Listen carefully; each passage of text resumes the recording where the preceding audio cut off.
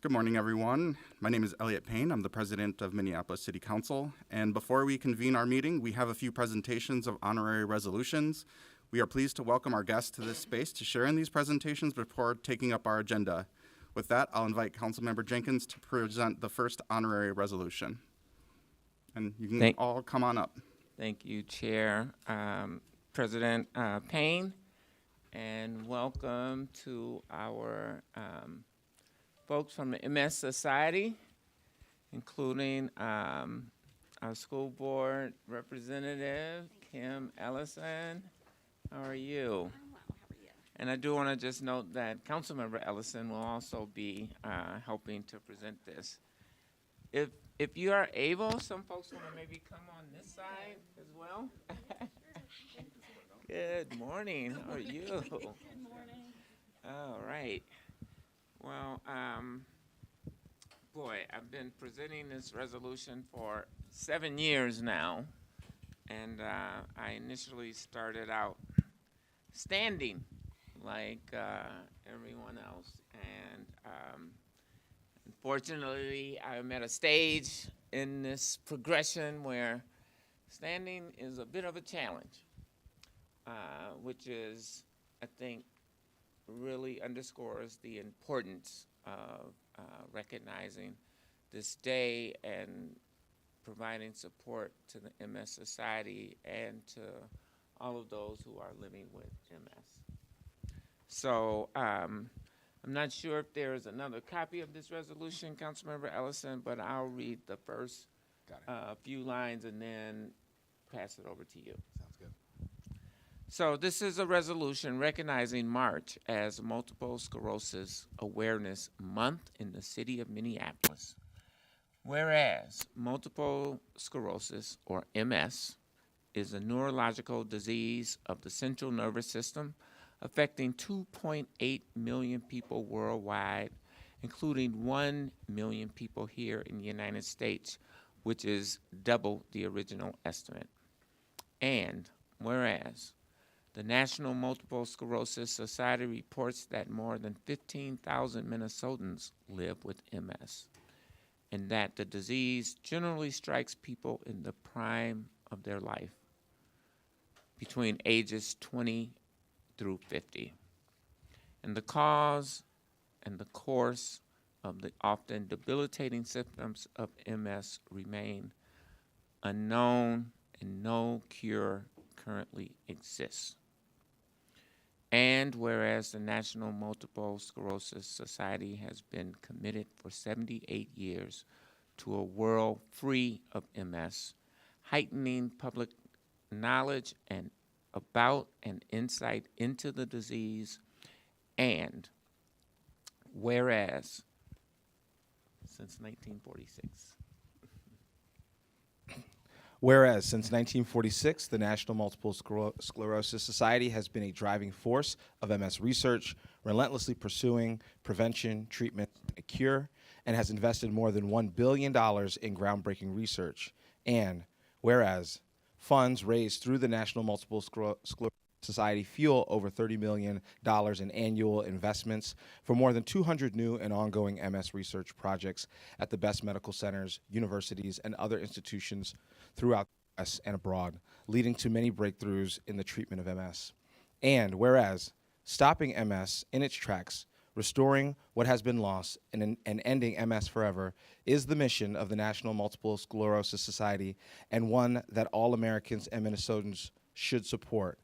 And whereas the city of Minneapolis recognizes the importance of finding the cause and cure of MS and expresses its appreciation for the dedication that the National Multiple Sclerosis Society has shown towards creating a world free of MS.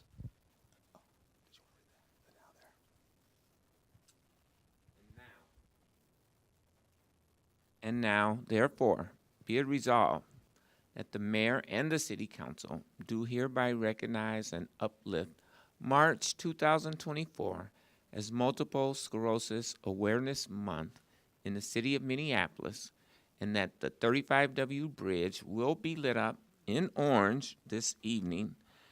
Affirm March 10th, through the 16th, 2024 as MS Awareness Week, and commend this observance to all of our residents.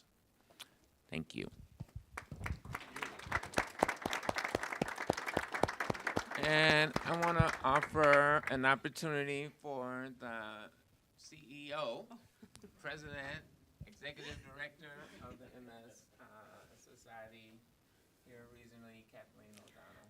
Thank you very much, Council Member Ellison and Council Member Jenkins. The health and well-being of our individuals and communities is absolutely a team sport. So the National MS Society is grateful for our partnerships in government, nonprofits, businesses, and with individuals, including multitudes of volunteers, many of whom are here today. The MS Society exists so no one has to experience MS alone. Our mission is to cure MS while empowering people affected by MS to live their best lives, and we do that in community. So thank you for this resolution. Thank you for your advocacy, your work, and I would just encourage all to continue to spread awareness. You probably know someone who lives with MS, even though it might not be obvious to you. So thank you very much. Thank you, thank you. Is there any others who would like to say anything? Sure. Thank you. Thank you for this resolution and recognizing multiple sclerosis. I think when you first started doing this, Councilmember Jenkins, I was probably sitting much more than I am now. And like it was said, you probably know someone with MS. You don't realize it. It is not a disease, external disease that you can notice. People live with it every day, and I think Councilmember Jenkins, myself, and other people that you know and that may not know that have MS are testament to the fact that you can still live a healthy life even with MS, and with support around you is helpful. So thank you very much. Thank you all, and hope we can get a nice group photo. Do we have a photographer here?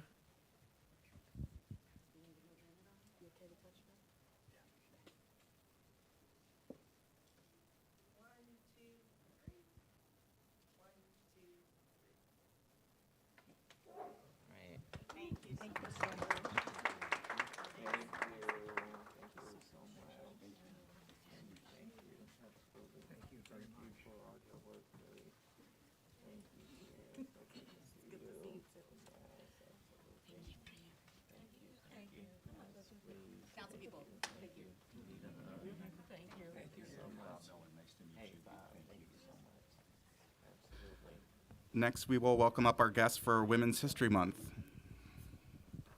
And I think I'm going to be joined by Councilmember Chowdhury. Good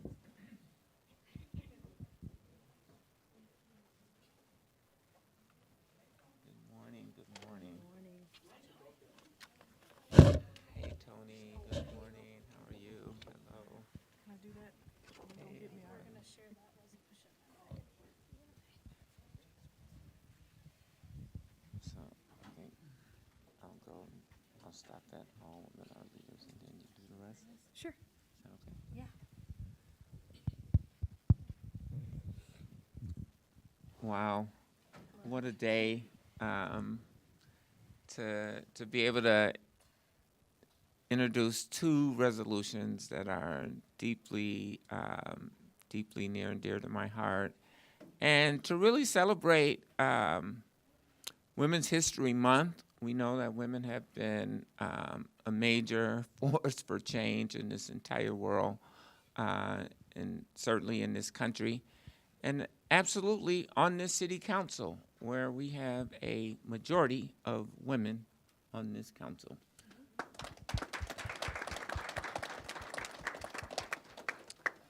And so, without further ado, I will start out the resolution honoring Women's History Month. Whereas Women's History Month celebrates the contributions of women in various fields and recognizes their pivotal role in shaping society, and whereas this year's theme for International Women's Day is Inspire Inclusion, echoes the need for calls for a collective effort to forge a more inclusive world for all women, emphasizing the importance of understanding, valuing, and promoting women's inclusion in all aspects of society. Whereas we acknowledge that the women's movement has historically left out Black, Indigenous, transgender women of color, and women with disabilities, it is crucial to recognize and address the specific challenges faced by marginalized groups of women in our quest for true equality and inclusion. And whereas current city council bodies for both Minneapolis and St. Paul are worthy of recognition because the Minneapolis City Council currently has a women majority. 8 of our 13 city council members are women.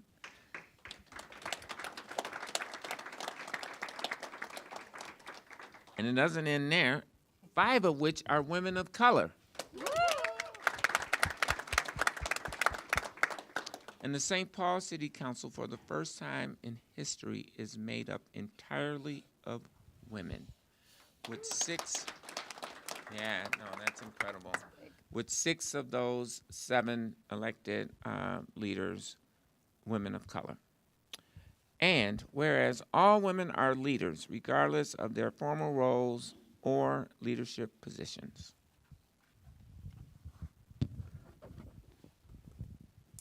Whereas the City of Minneapolis continues to support opportunities within our organization where women, especially Black, Indigenous, transgender, and women of color, are equitably represented and thriving across departments and roles. Whereas to support women in the City of Minneapolis enterprise, Women was formed in 2017 as an employee resource group for those interested in the advancement and empowerment of female employees. And whereas at its initial creation, the Women ERG was called the 29% Club, which was the percentage of women working at the City of Minneapolis. And whereas the City of Minneapolis workforce is now constituted of 42.55% women, which includes 14.8% of women of color within that number. Let's get that number up. And whereas the Women ERG offers city employees opportunities for peer support, networking opportunities, a newsletter, and a policy resource group that will be deferred to as a subject matter experts on how best to support women employees in the city's workforce. Now, therefore, be it resolved, the mayor and city council hereby commemorate the achievements of women in Minneapolis and beyond. We pledge to continue our efforts to promote gender equity, celebrate diversity, and support the empowerment of all women in our community.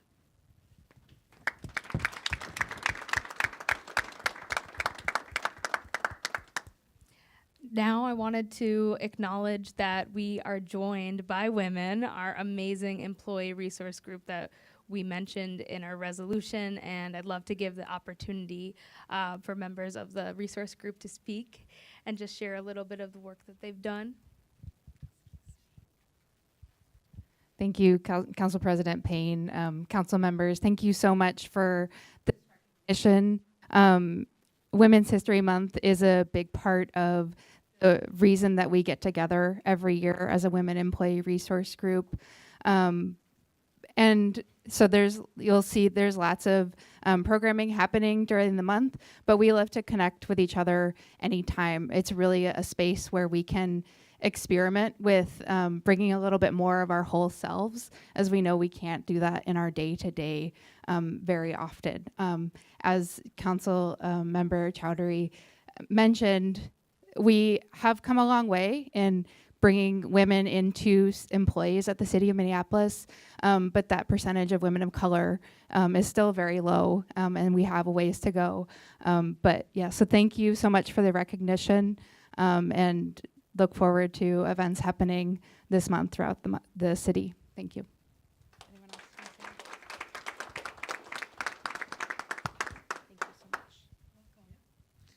Anyone else want to share any thoughts about Women's History Month? Love it. I just wanted to say I'm Gretchen Peterson. I work for Minneapolis Traffic. I'm a crew leader, and I'm proud of the boots on the ground workers out there in Local 363. We really appreciate you guys voting for our contract, and I just am proud to be a member of the workforce at the City of Minneapolis. Thank you all.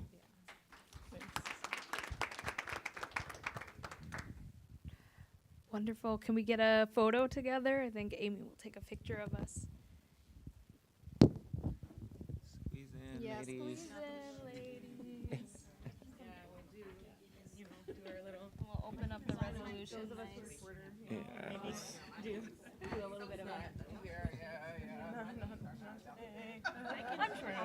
Okay. You're good.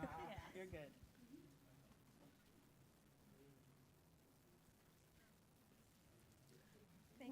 Thank you. Yes, you're welcome. Thank you so much. Good to see you. Nice to see you too. Thank you.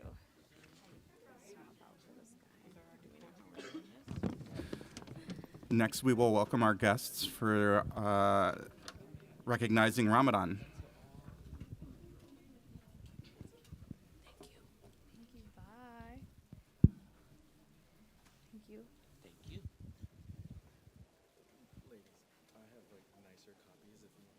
But this is broken down. this just so we know Yeah. who's speaking? No, I think we'll be okay. we're gonna pass this we'll, one. We'll hold it like this so then we can, our. You want to grab the other mic? That's good. Okay, are we in the order? Why don't you get next to me on this side? It's Yes.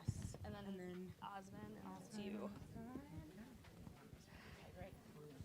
Okay, we'll call up all of our guests for the Ramadan 2024 resolution, and then if there are members of the audience that are a part of the Muslim community that feel inclined to join, you are more than welcome to join us up here if you'd like.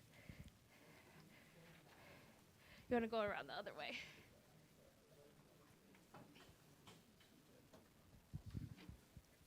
Wonderful. I'll just kick off by saying my name is Councilmember Oreen Chowdhury. This is my first Ramadan spent on the City Council, and I'm really proud to say that on the Minneapolis City Council, we now have 4 members of the Muslim caucus. And now 2 of them are women in the Muslim community. And I'm just so proud to be joined by our community this morning as we commemorate the observance of Ramadan 2024 and its significance to Muslims in Minneapolis. So, whereas Ramadan, the 9th month of the Islamic lunar calendar, is a period of fasting, reflection, devotion, generosity, and sacrifice observed by Muslims around the world, including those in our diverse city of Minneapolis. And whereas this holy month commemorates the revelation of the Quran to the Prophet Muhammad, a guide for personal spiritual growth, social justice, and the welfare of society. And whereas during Ramadan, Muslims engage in a fast from dawn to sunset, a deep contemplation of their faith, increased charitable giving, and community involvement, embodying the value of empathy, community service, and interfaith harmony. And whereas Muslims have been part of the fabric of America for over 400 years since the first Muslims in America arrived as enslaved people. And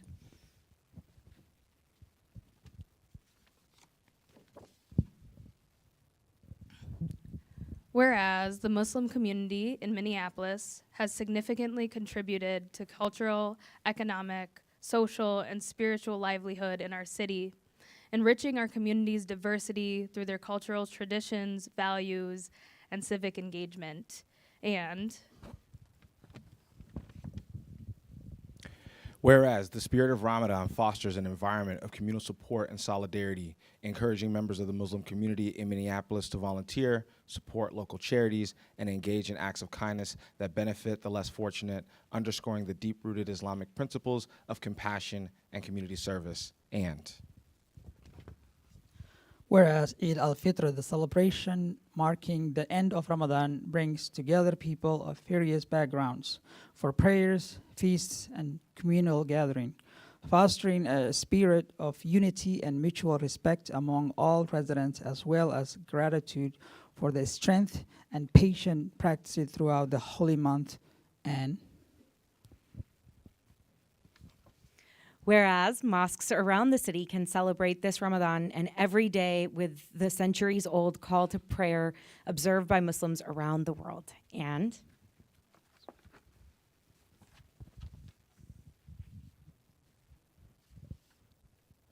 whereas Ramadan is expected to commence at dusk on Sunday, March 10th, and will last for a lunar month.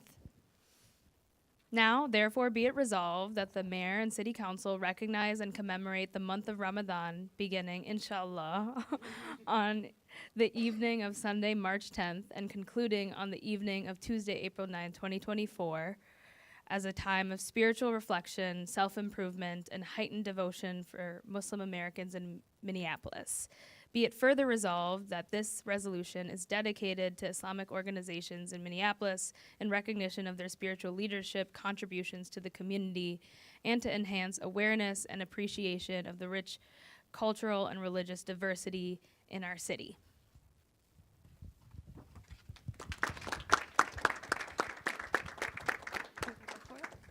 Ramadan Mubarak, early Ramadan Mubarak. I want to thank my colleagues. This means a lot to us. I would like to welcome Sheikh Abdullah Yusuf to give us a little brief of what Ramadan is in the community and how important it is. Thank you so much, Council Jamal Usman, the President of the Council, all the Muslim and other council members of this beautiful city that we all belong to. It is an honor for all of us and to welcome Ramadan in the city of Minneapolis. This means a lot to us. It is a great recognition. Muslims are fabric and part of the community, larger community of the United States. And to recognize Ramadan, the beginning of Ramadan, by the city of Minneapolis is inclusion and understanding and being part of the big family. I would like to say three things about Ramadan, and most of you know what Ramadan means. It's month of fasting. The first lesson of Ramadan is to have a self-restraint, self-discipline, self-control, and reflect on yourself and how to be a better person. The second one is to have empathy and compassion for those who are hungry and thirsty, so that you feel exactly the same pain that they're feeling. And the third spirituality in it is that of the family and connection. And finally, everything comes together. In the month of Ramadan, we get closer to God through prayers, through reflection, and through self-consciousness. We really appreciate this opportunity today and this resolution, and we thank the leadership of the city council members, and all the community in the city of Minneapolis, and those who came here today. Thank you so much. Jazakumullah khairan. Assalamu alaikum wa rahmatullah. Thank you so much. I would just like to recognize that we're joined also by Representative Mahmoud Noor, who is a member of the Muslim caucus in the state delegation and the Minneapolis delegation. And then I'm going to pass it off to Asma, who is representing RISE, Reviving Islamic Sisterhood Empowerment. I thank you so much for being here and being willing to speak. Assalamu alaikum, everyone. My name is Asma Muhammad Nizami. This is the first year I did not put up Ramadan decorations in my house. And it is because my people in Palestine are suffering, and because this is not the time to celebrate for many Muslims around the world. Last year, I got the pleasure and honor of visiting Palestine. And one of the biggest parts of Ramadan is the night of power. We call it Laylatul Qadr. And during that night, the Prophet Muhammad, peace be upon him, traveled to Masjid al-Aqsa. And when I was in Masjid al-Aqsa, there were children, Palestinian children, all around me. And during the month of Ramadan, that masjid is stormed by the Israeli army every year. And I want us to remember that and hold that, and remember that there are millions in northern Gaza who are starving, who for fasting for them is an everyday occurrence, and it is not by choice. So as we are fasting, as you are holding that empathy, remember them and pray for them. Jazakallah khair.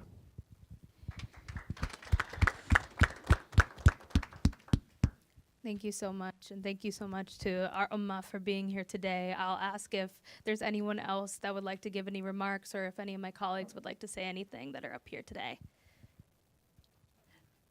Good, then we can get a photo together. Thank you so much for being here.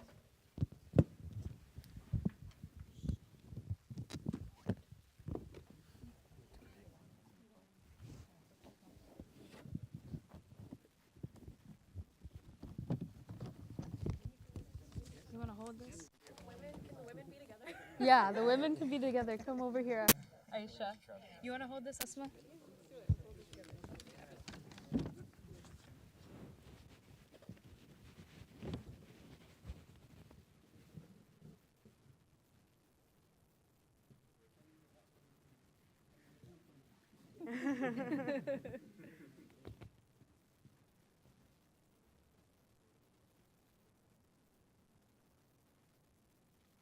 Thank you. Thank you. Thank you for having us.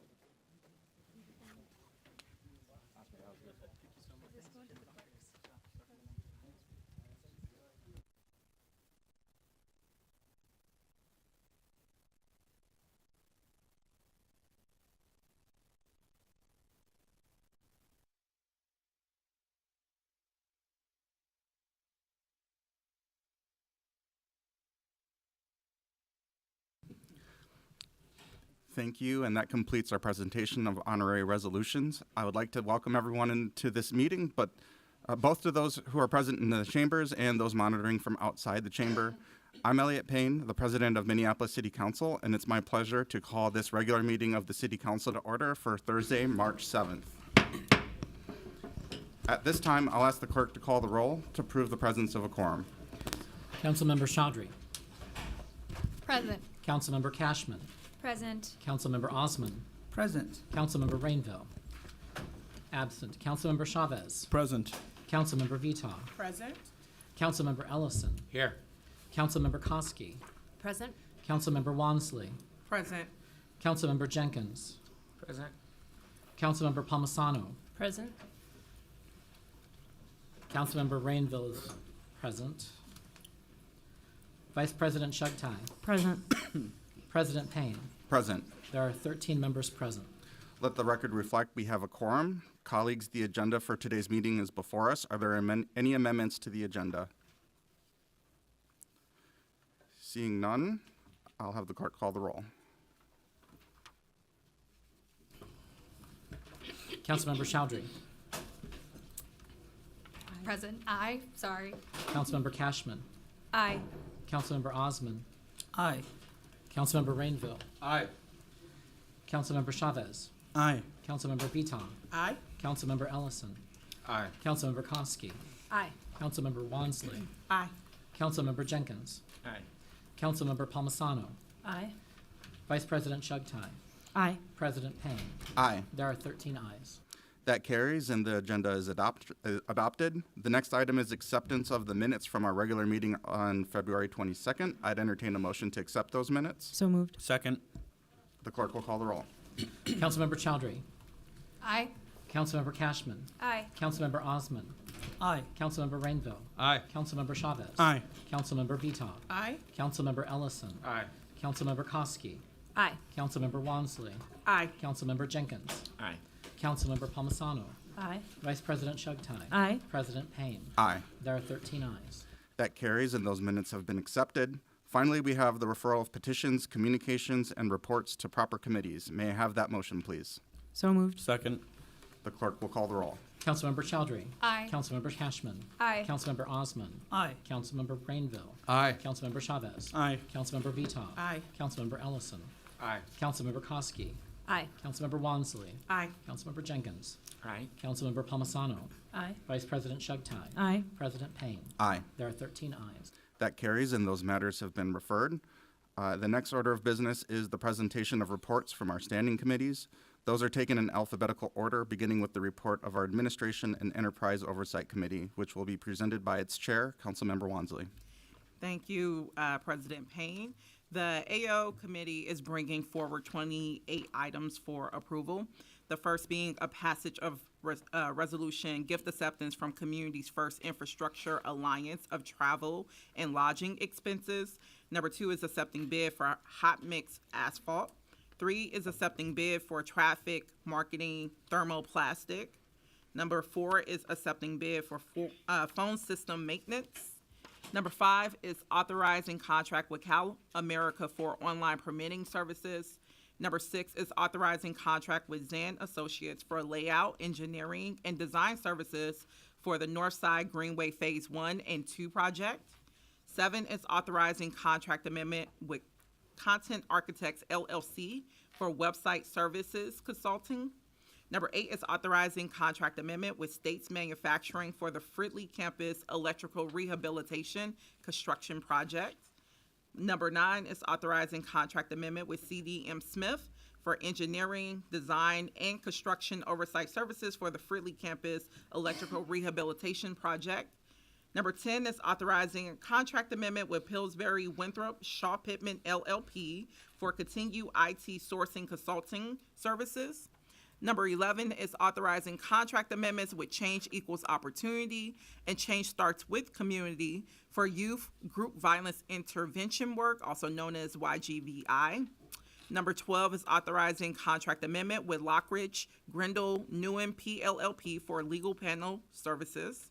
13 is approving legal settlement Marksdale v. City of Minneapolis and Irvin D. Hetchel.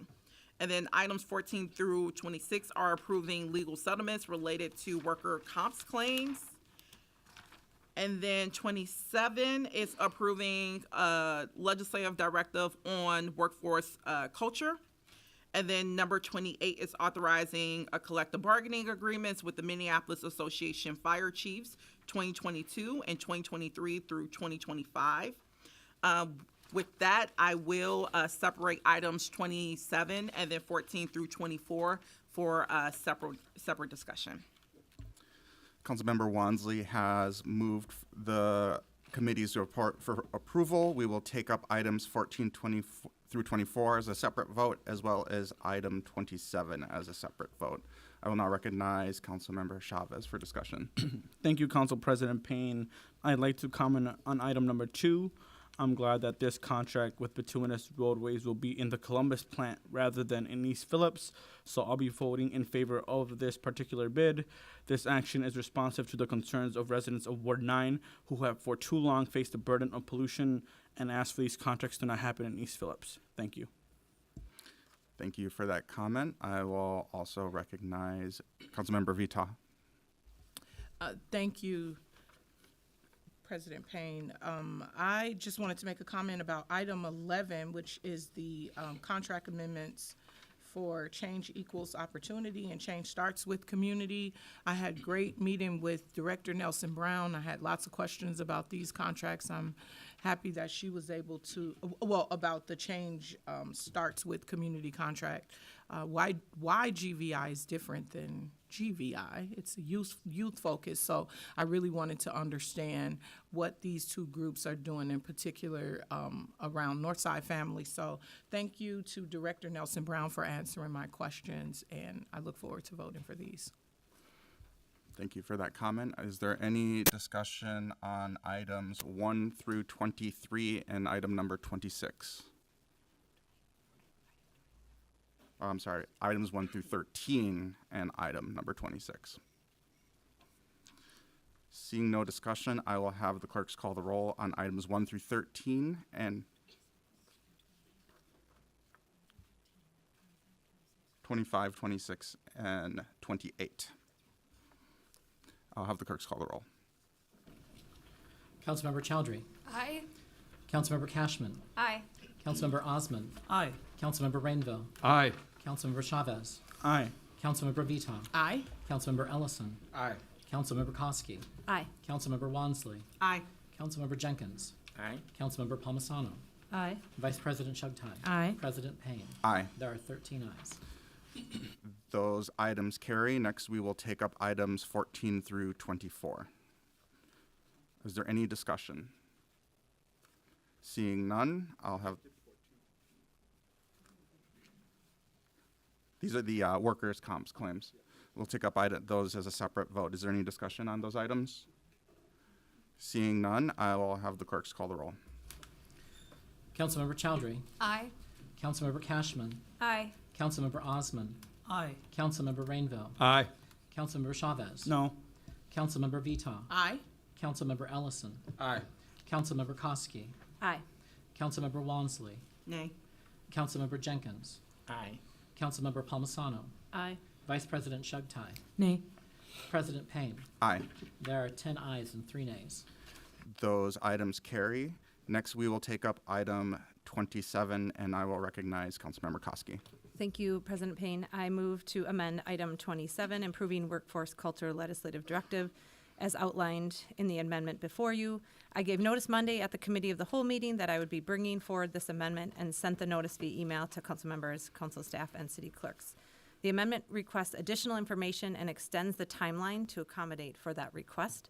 As mentioned at the committee of the whole meeting, I had been working on a draft legislative directive requesting information and data on the city's attrition issues. Last week, I met with Councilmember Wansley to discuss this work, amongst other things, and Councilmember Wansley made me aware of the Improving Workforce Culture Legislative Directive.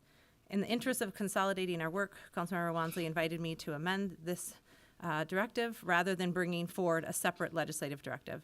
I'd like to thank Councilmember Wansley for that invitation and for co-authoring my motion.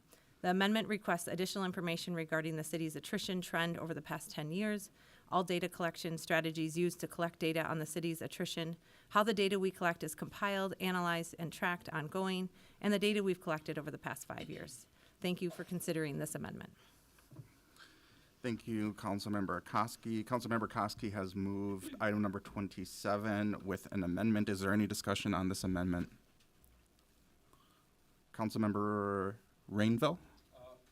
Yes, but Councilmember Jenkins.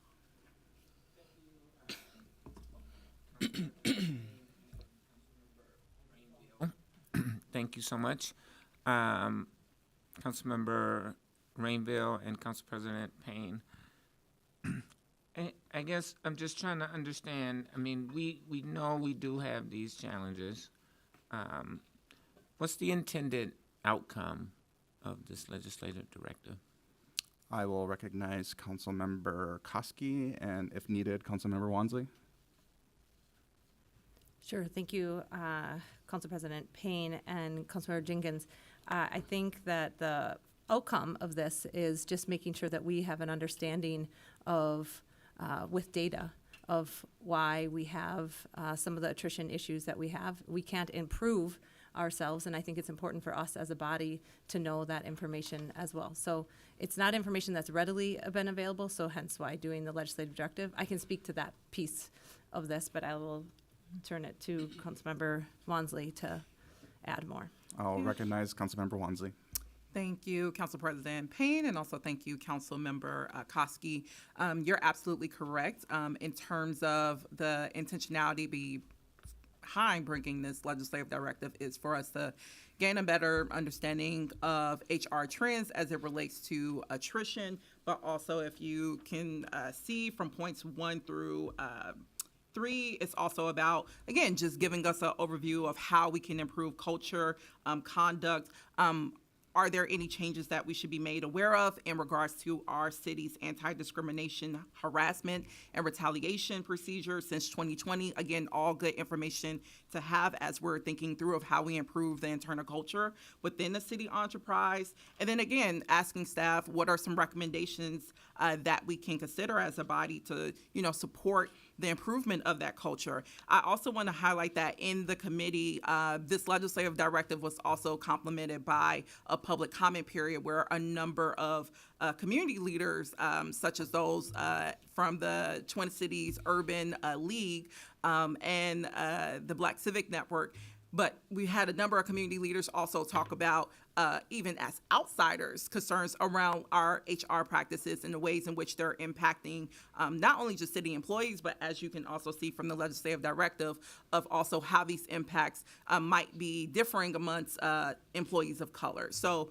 I think this is another case where, you know, having information about these trends can help us better respond to HR issues, improve, you know, the workforce culture, which I think that's a shared goal. That is a goal that is also, you know, guiding the work of the AO committee. So that is where the rationale and the intentionality came from behind this legislative directive. Thank you, Councilmember Wansley. Councilmember Jenkins? No, thank you. I mean, I appreciate this. I really think that, you know, one of our biggest challenges is what I call a brain drain from the city of Minneapolis, and you know, hopefully this will lead to some of that. We know that pay structures are a very significant part of the attrition, and that surrounding communities are paying more for very similar work that happens here at the city. And that has to be a part of our thought process moving forward. So, you know, I think some of these other issues that are outlined here may play a role, but I believe, personally, I believe that compensation is a big driver in this issue. Thank you. Thank you, Councilmember Rainville. Council President Payne, can I just have a quick response? Councilmember Wansley. Thank you. Also, Councilmember Jenkins, I invite every council member too. So we're going to be approving our work plan in AO, and I know there is a section to address exactly what you're talking about in terms of workforce recruitment and retention. A number of council members identified that as a key priority, and as you highlighted, how are we looking at, you know, metrics like pay? So I just want to highlight too, if definitely be on the lookout for our work plan. It's currently up on LIMS, I believe. And if there's things like that you're seeing that's missing, please let me know, and we can, you know, more than happily include that before, when's our next meeting? Monday's AO's meeting. Thank you for that clarification. Councilmember Rainville. Thank you. Thank you, Mr. President. And thank you, Councilmember Jenkins, for your wisdom about the pay issue. We are in a very competitive situation with our employees, and pay is so much important, especially police. Their contract is long overdue. But I'm wondering if one of the authors could speak to, is this enough time for our staff to do this? I was looking at the date in June, and this just seems like a lot of information. Is that fair to the staff? Have you asked them if they have enough time to do this?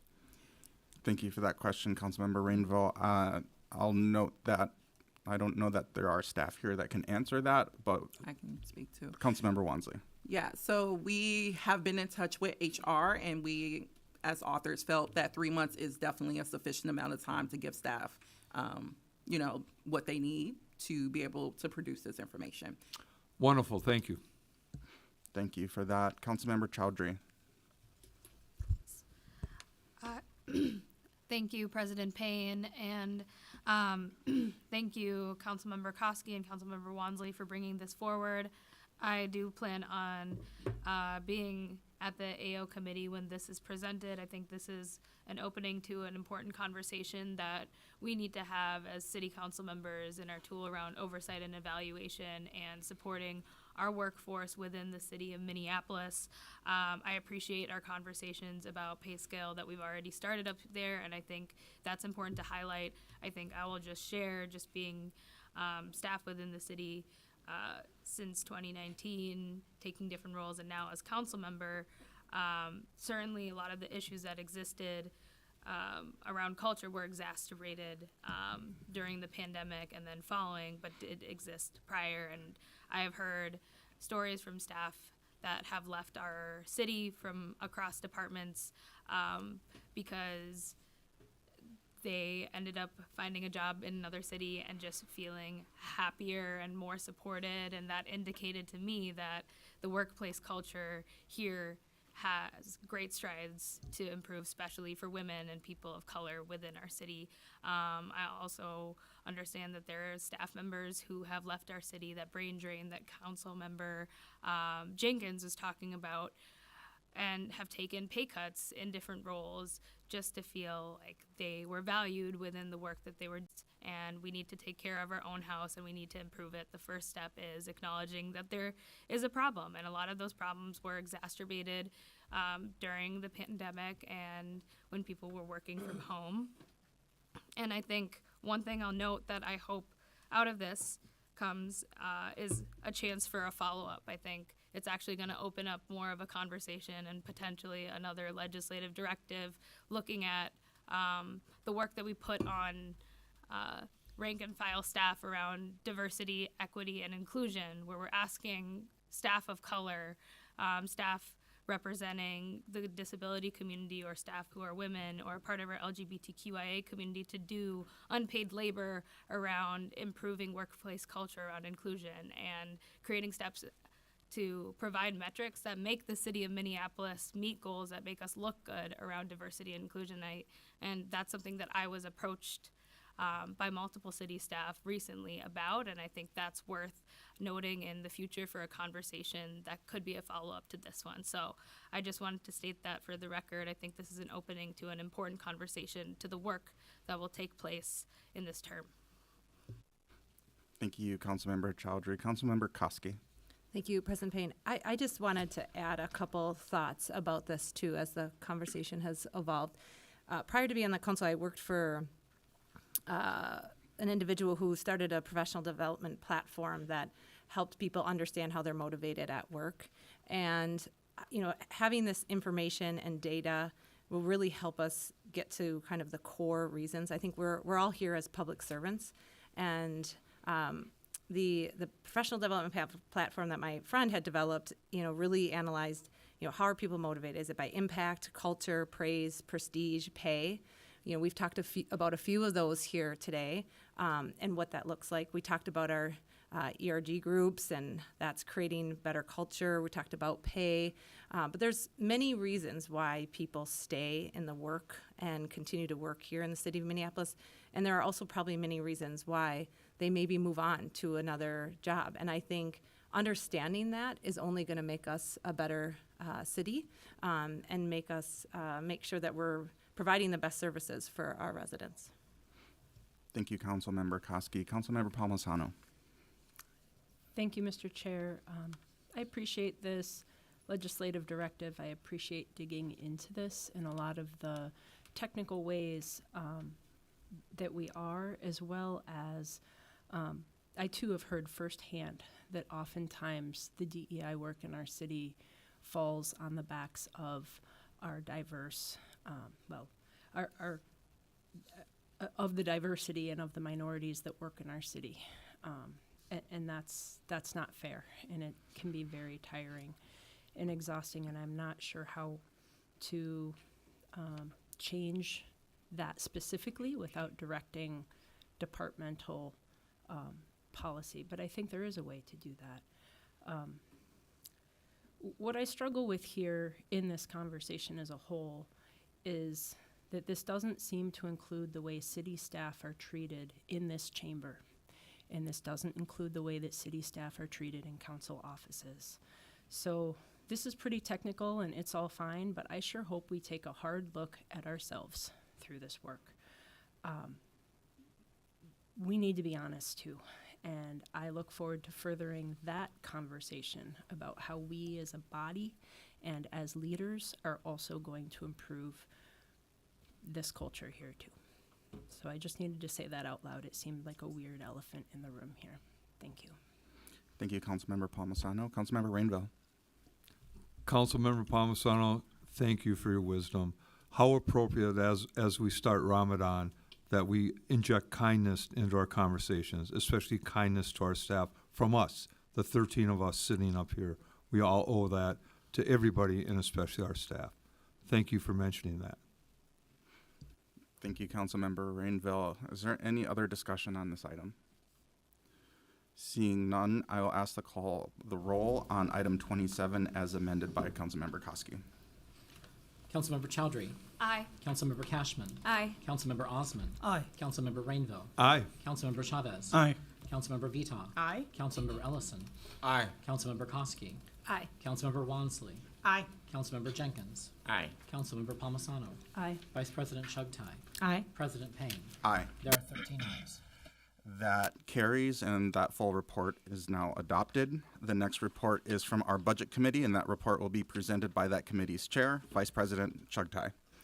Thank you, Mr. President. The Budget Committee is bringing forward 7 items for adoption today. Item number 1 is an appointed position in the city attorney's office for the managing attorney positions.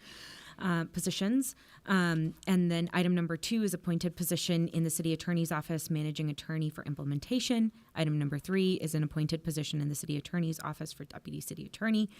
Item number 4 is an appointed position in the city auditor's office for director of policy and research. Item number 5 is an appointed position in the city attorney's office, which is director of oversight and evaluation. Item number 6 is an appointed position in the office of community safety, director of community safety and community safety administration. And then item number 7 is an appointed position in the health department, director climate equity action. I move approval of the Budget Committee's report. Vice President Chugtai has moved approval of the Budget Committee's report. Is there any discussion? Seeing none, I'll have the clerk call the roll. Councilmember Chowdhury. Aye. Councilmember Cashman.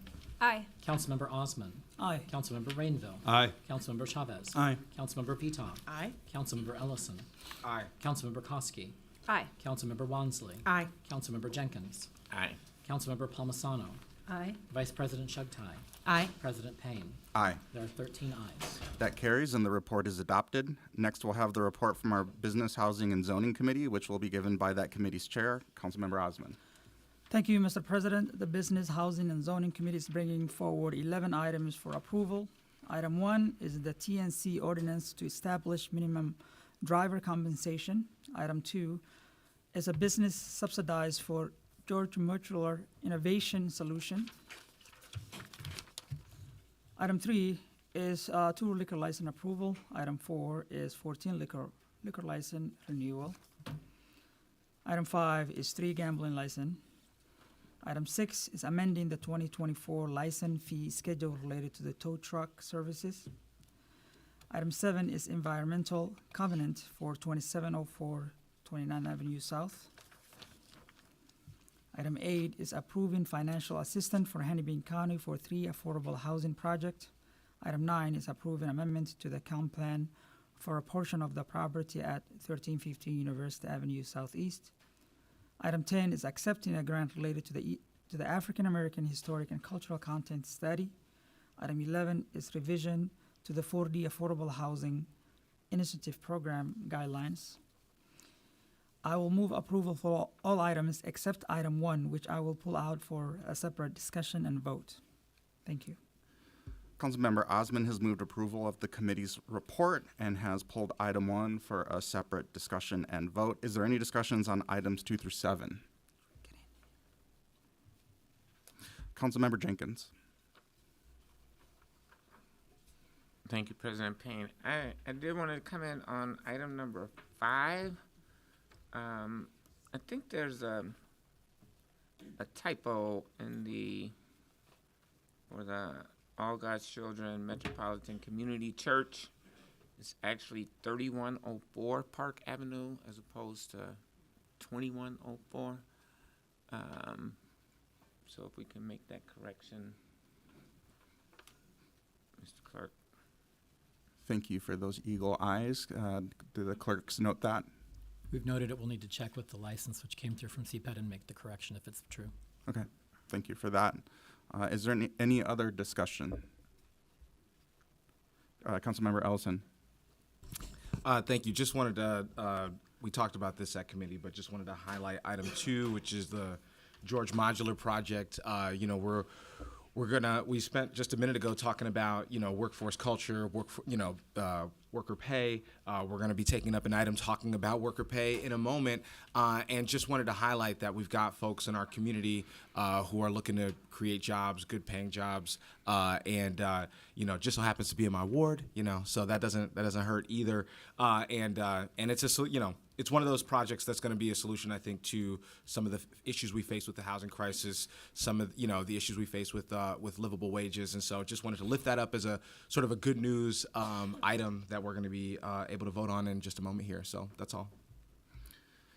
Thank you for that comment. Any other discussion on items 2 through 7? Seeing none, the clerk. Oh, I'm sorry. 2 through 11. The clerks will call the roll. Councilmember Chowdhury. Aye. Councilmember Cashman. Aye. Councilmember Osman. Aye. Councilmember Rainville. Aye. Councilmember Chavez. Aye. Councilmember Viton. Aye. Councilmember Ellison. Aye. Councilmember Koski. Aye. Councilmember Wansley. Aye. Councilmember Jenkins. Aye. Councilmember Palmisano. Aye. Vice President Chugtai. Aye. President Payne. Aye. There are 13 ayes. That carries, and those items are adopted. Next, I will recognize Councilmember Wansley for a brief presentation on item 1. As you know, we had a pretty long committee of the whole meeting this Monday, and Councilmember Wansley had prepared a presentation for committee, but we ran out of time due to constraints with the Planning Commission. I will recognize Councilmember Wansley. Thank you, Council President Payne. You gave a pretty good overview as to how we're having a presentation today to give our colleagues some things to consider prior to not only taking a vote, but I know there will be some discussion about the ordinance. With that, I'm going to kick it over to actually my co-author and colleague, Councilmember Osman, to dig into the first slide about how we got here and just providing some context. Thank you, Council. Thank you so much. Colleagues, drivers came to us in the City Hall the fall of 2022. They came outside, and I brought some of you on the hall to greet them, and some of you are asking why all these drivers are here. Majority of the drivers that we see are East African minority immigrant community that move our city forward. They came to us because they were wanted to talk to us about the low and unpredictable wages they received, not protected by the existing labor regulations, including the $15.57 municipal minimum wage, existing regulation in Seattle and New York and North Stars. I wanted to tell you that this work has been going on for 2 years. The drivers you see on the audience today have came to different community comments or public hearing in numbers. Last Tuesday, they came and talked to us and explained and told us the conditions they are in. They deserve protection like everyone else. The protection like everyone else in city of Minneapolis. We're asking you, colleagues, these are drivers are not from outside the city. Majority of them live in city of Minneapolis. Majority of them are minority immigrants from my ward. I'm here to listen to them. We have the work, and they have, I really want to take the time and thank them, the work and hard work and organizing they did. I'm so proud of you being here this morning, waiting so long, and coming to us and talking to us. And I really want to especially thank my colleagues for really asking many questions, the colleagues that have worked on with me on this ordinance. And I want to pass it to Councilmember Wansley for additional information on the presentation. Councilmember Wansley. Thank you, Council President Payne. If we can go back to the slides. So actually, my colleague and co-author, Councilmember Chavez, will take the next 4 slides, and then I'll dive into the remainder. Councilmember Chavez. Thank you, President Payne and Councilmember Wansley. The legislative process included the following. The Fair Drive Safe Ride Ordinance, the ordinance we passed last year, included minimum compensation, workers' rights, and safety protections for both drivers and riders. It was written in consultation with drivers, national experts, and our own city staff. Every single council member was offered briefings with us, the co-authors, with CPED, the CAO in the summer and fall of 2023. Us authors held public information sessions in the summer of 2023 where the public was engaged. Every council member had the ability to bring amendments through the standard legislative process. For example, you'll see a variety of them today. And just last year, Councilmember Jenkins also authored an amendment to increase rates to ensure access for people with disabilities. The last ordinance passed with 7 votes in August of 2023, which was then vetoed by Mayor Fry. And then there was a rate study that was conducted in early 2023 by CPED staff in conversations with national experts. This is what we're bringing forward today. If you want to read it, it's LIMS file 2023-00583, and it has a minimum compensation memo. That's where you can find it. It was calculated with the per minute and per mile rates that equal Minneapolis's minimum wage. For example, 51 cents per minute and $1.40 per mile. And the associated cost factors were the federal mileage reimbursement, the cost of fuel, vehicle maintenance, and breaks consistent with labor law. It's highly specific to the municipal context here in Minneapolis. After the veto, there was broad agreement from council members that drivers should earn a minimum wage. This led us, the 3 co-authors, to moving the ordinances separately, isolating minimum compensation, introducing that as a standalone ordinance to find common agreement. We're going to be moving forward on the second part of the ordinance later on. There was council and mayor engagement. Us 3 co-authors offered to meet with every single council member to gather input in order to address their concerns. We even met with the mayor, then he offered Model B. When we met with the council members, there was a different proposition being moved forward, which was Model C, and those 3 were studied through our legislative department.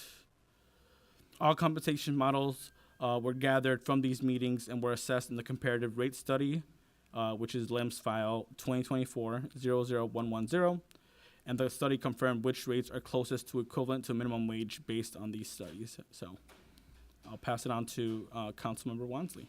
Councilmember Wansley. Thank you, Council President. Thank you, Council Member Chavez. So that brings us to the compensation proposal that you're being asked to consider today, which is Model A, which was also part of that PAR analysis that Councilmember Chavez recommended. We found through that analysis that in order to get to $15.57 minimum wage equivalent, we would have to go through, the per mile, per minute recommendation of $1.40 per mile, and then 51 cents per minute. We also, again, did a thorough analysis of the other comparable alternatives that came from both the mayor and our fellow council members. That ended up being Model B in terms of the Mayor Fry's proposal, that at that time he had secured an agreement with, I believe, Uber. And that recommendation was $1.17 per mile and then 34 cents per minute. What we found through our analysis, or what PAR found through their analysis to supplement our original CPAD analysis, is that those rates were not minimum wage equivalents. They also were not supported by the state legislator and also not recommended by the work group that was created post Governor Walz vetoing the rideshare legislation last summer. So we also, had consideration for Model C, which was a $24 flat rate, which again did not equate to a minimum wage equivalent. And then we can move forward to the next slide.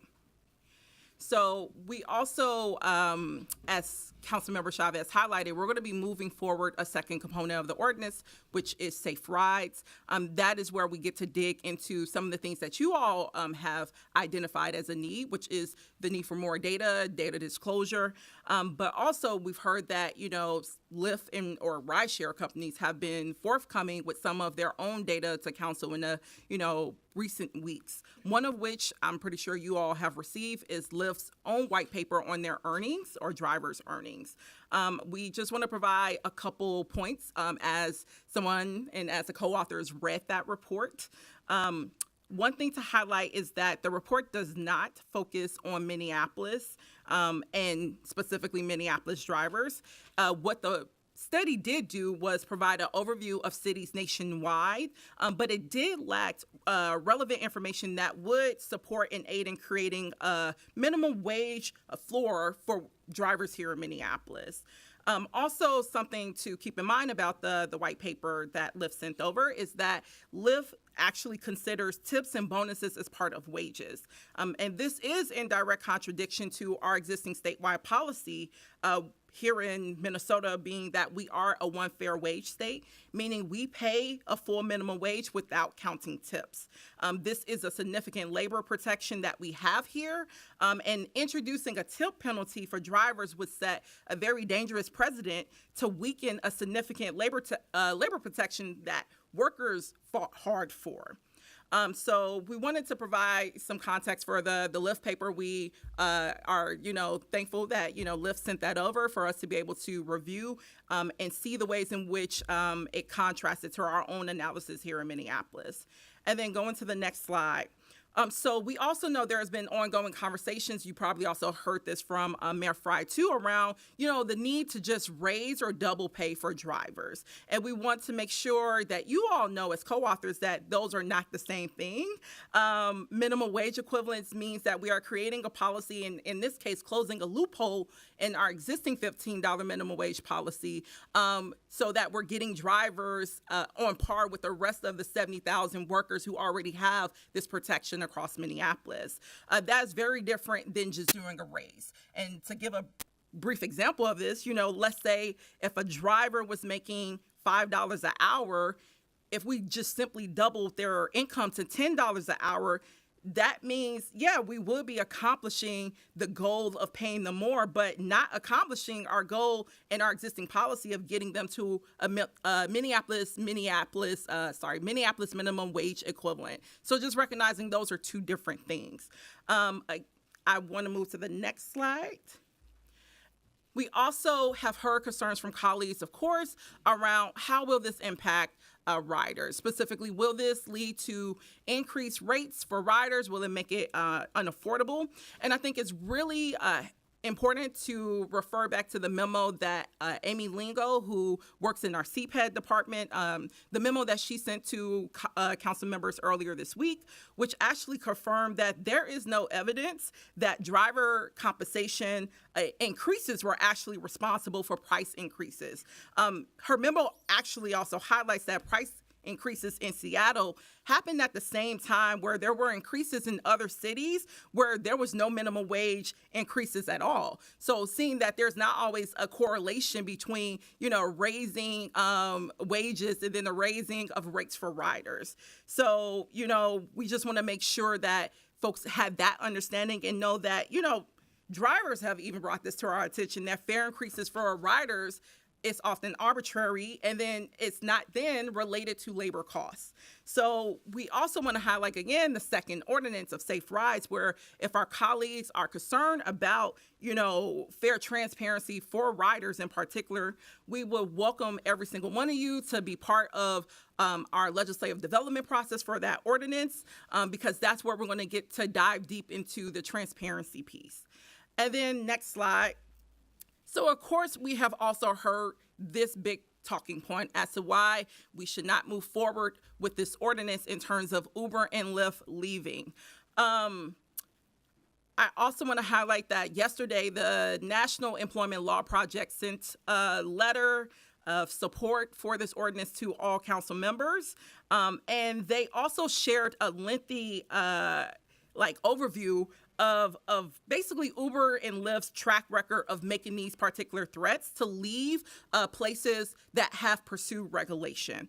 Their threats to leave have basically been leveraged in cities and states all across the country, like in Phoenix, in Seattle, and in Illinois. And I want to note, in those cities, each time those threats were made, the elected officials there ignored those threats and moved forward with their, regulation that they were pursuing, and Uber and Lyft did not leave in those places. I think we often know, and anyone who's done work around advancing worker protections, we will hear this from larger businesses that they will leave. It's an intimidation tactic, and I'm glad that it's one that did not work in those respective cities, and hopefully today we will show it will not work here in Minneapolis. I know you all also received emails from a driver co-op in New York that they are ready to begin licensing to operate here in the near future should Uber and Lyft decide to leave and this ordinance passes. I believe, again, they reached out to each council office too to introduce themselves as a driver-owned company that does reinvest in the community and builds economic power for drivers. And they are excited to operate here and also are excited to do so while paying the minimum wage. So I encourage council members to check out their business model and their plans for nationwide expansion and to look at their annual report, which is located on their website. These are the type of businesses that, can exist here that do want to support wealth creation, but also know that does not come at expense with paying their workers what they deserve, which is the minimum wage compensation. And they're ready to step up. Councilmember Wansley, are you ready to transition to discussion, or are there more slides? There are more slides, just a couple more. Yep. Let's work through those pretty quickly because we have a few folks in queue. Sounds good. So again, just wanted to highlight this piece. And then also, again, we have public options in addition to rideshare companies coming in and ready to, take up the void should Uber and Lyft leave. One of those being Metro Mobility. I sent you all an email too this morning with a memo from Metro Mobility saying that they are ready to absorb increased participation from residents with disabilities with their own type of TNC on-demand service that only costs $5 an hour. And then we can move over to the state legislative policy slide. I know council members have heard that at some point maybe a study will be coming forward from the Department of Labor and Industry as a supplemental research study, and it sounds like that's great information to have for the statewide program. But we also have the research that we need here to move forward with our own policy that gets drivers to a $15 minimum wage and nothing less. And that was a study that was done by and for the city of Minneapolis, and I want to thank CPED staff for doing that and for creating a study that used static factors like mileage reimbursements, federal laws around brakes, the cost of fuel, the cost of vehicle maintenance to create that compensation formula that get us to Model A that's included in this ordinance. So I'm really excited for us to move into the rest of the discussion. We have a historic opportunity to join cities and states like Seattle and New York and Arizona to pass historic regulation and make sure that our drivers are getting the minimum wage that, again, over 70,000 workers across Minneapolis already earn, and that council made sure to take action to ensure and guarantee to our workers back in 2018. So with that, open for discussion. Thank you for that presentation, Councilmember Wansley. I will recognize Councilmember Koski, and just to give a heads up, there are a number of amendments to this, and I believe each of these amendments are fairly complementary to each other, but I will recognize Councilmember Koski to introduce her amendment. Thank you, President Payne. Yes, I am one of 3 amendments, I believe, coming forward. So I'd like to move to amend item number 1, Transportation Rideshare Worker Protection Ordinance, as outlined in the amendment that all of you have before you. I gave notice Monday at the Committee of the Whole meeting that I would be bringing forward this amendment, and I also did this via email. This amendment institutes regular external evaluations of the impacts of the ordinance to take place 6 months after the implementation date, 1 year after the implementation date, and annually each year after. The purpose of this amendment is to ensure that we seek and maintain clear data which shows the impacts of this ordinance on TNC companies, on the drivers and passengers in the city of Minneapolis and throughout the region, so that in the future we can review and adjust the ordinance if necessary. Thank you for that introduction. And clerks, maybe you can assist me on this process because I would ultimately like to move this as one item. So should we take up votes on each of these amendments separately and then have a discussion on the full package? Yeah.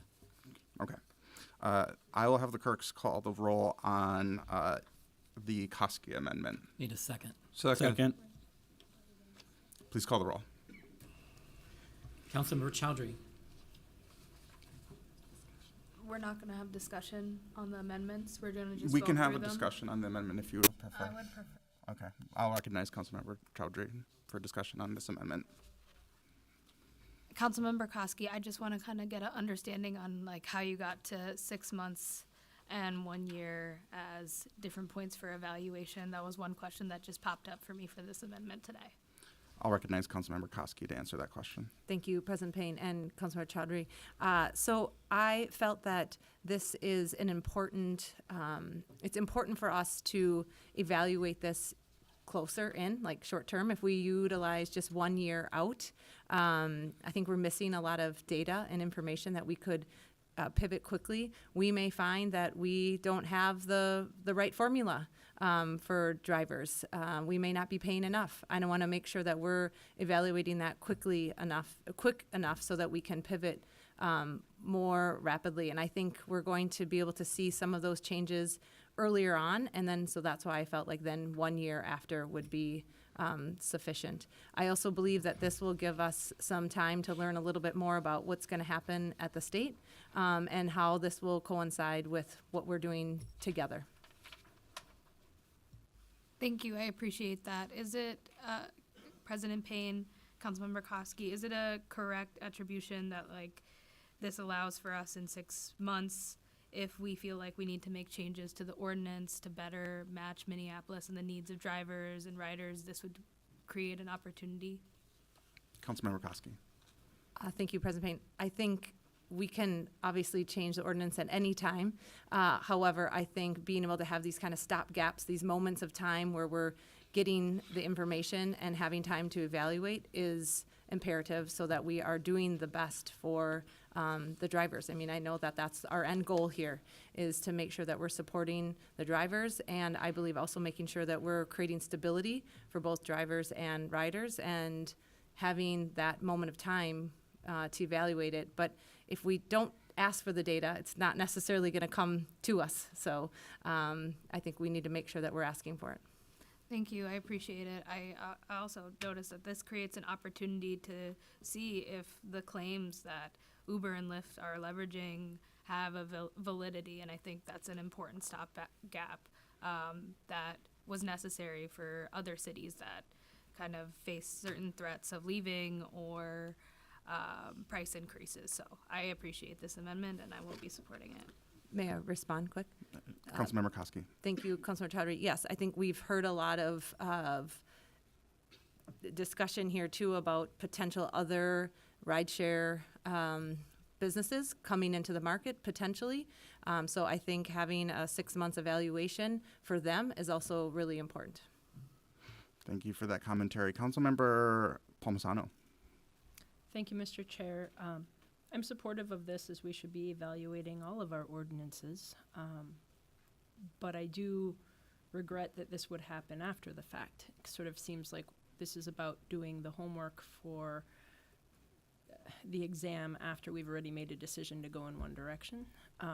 So while it's important to keep tabs on this, especially because this is pretty new legislation, it does seem a little too much after the fact, and I wish there were an opportunity to work with the state in implementing a more regional policy. So I will be supportive of this amendment and others today, but I am not supportive of moving forward on this ordinance at this time without the work and consideration of the information coming forward from the state.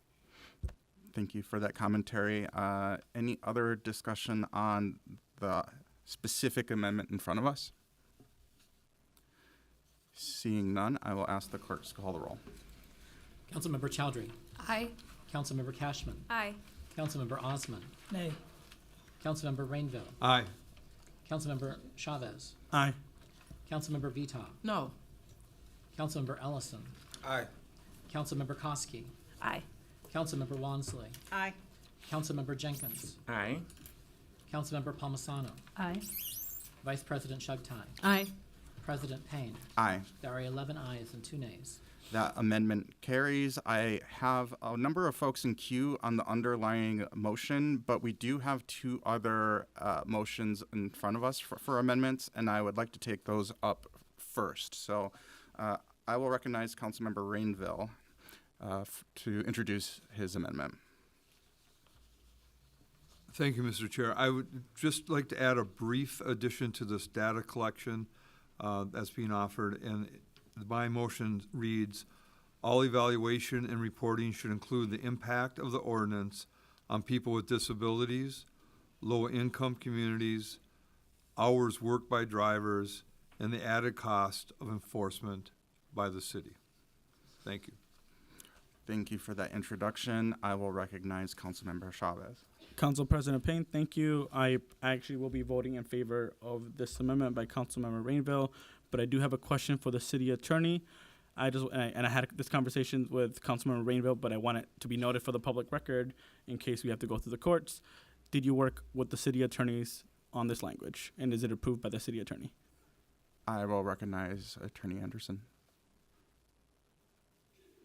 Excuse me, Councilmember Payne, Councilmember Chavez, and council members. I'm actually going to defer to Councilmember Rainville. My staff has been working with many members on amendments, and I don't know the answer to whether they were consulted on this. Okay. I'll recognize Councilmember Rainville. Thank you. It is my understanding, Councilmember Chavez, that my aide did work with the proper attorneys. I can't speak to the name of the attorney, but to city attorney or the clerks, do you see any issue with this language? Mr. President, I think I can answer this question. I'm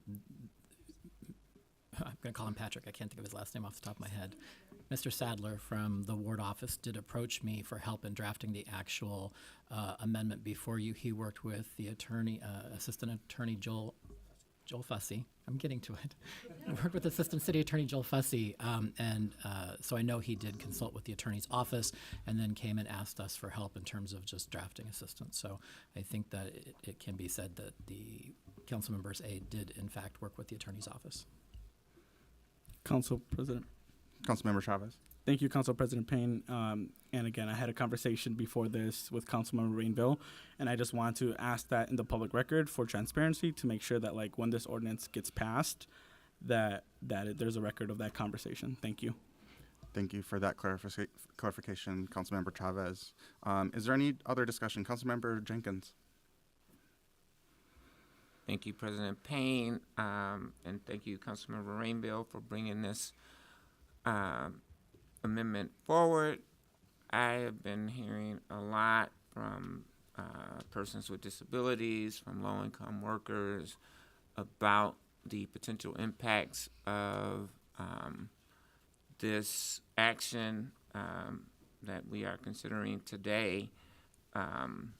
You know, I heard in earlier the slide presentation that potentially Metro Mobility might step into this space. I'm not sure if people understand how Metro Mobility works. You have to order it a day in advance. They pick you up, they drop you off, and then you may get picked up within 2 hours of whenever you leave. And so it is not necessarily a replacement for the type of service that Uber and Lyft or taxis provide that come at a time. It is a very onerous process, which is why they're able to keep the price at $5 per ride. So I'm not sure if that is a worthy substitute. But thank you again, Councilmember Rainville, for bringing this ordinance, this amendment forward. Thank you, Councilmember Jenkins. Is there any other discussion on this amendment? Councilmember Palmisano. Yes, I'd just like to share another perspective that certainly supports what Councilmember Jenkins has said, and it's another one that's rooted in the experience of a rideshare user. Yesterday, I received a message from a constituent whose young adult daughter has autism, and their daughter was just approved for a CADI, Community Access for Disability Inclusion Waiver. which allows her to use rideshare services rather than Metro Mobility. Her daughter works 4 hours a day, and on most occasions, the commute time on Metro Mobility is longer than her working hours. She's often late to work, or she has to leave early to meet the Metro Mobility schedule, only to have the bus be an hour or more late. So this seriously jeopardizes her employment, employment in a supported situation that's hugely beneficial and important to her independence. So when we talk about how this impacts the disability community, we're talking about it in a number of different ways. Thanks for letting me add that anecdote. Thank you, Councilmember Palmisano. Councilmember Wansley. Thank you, President Payne.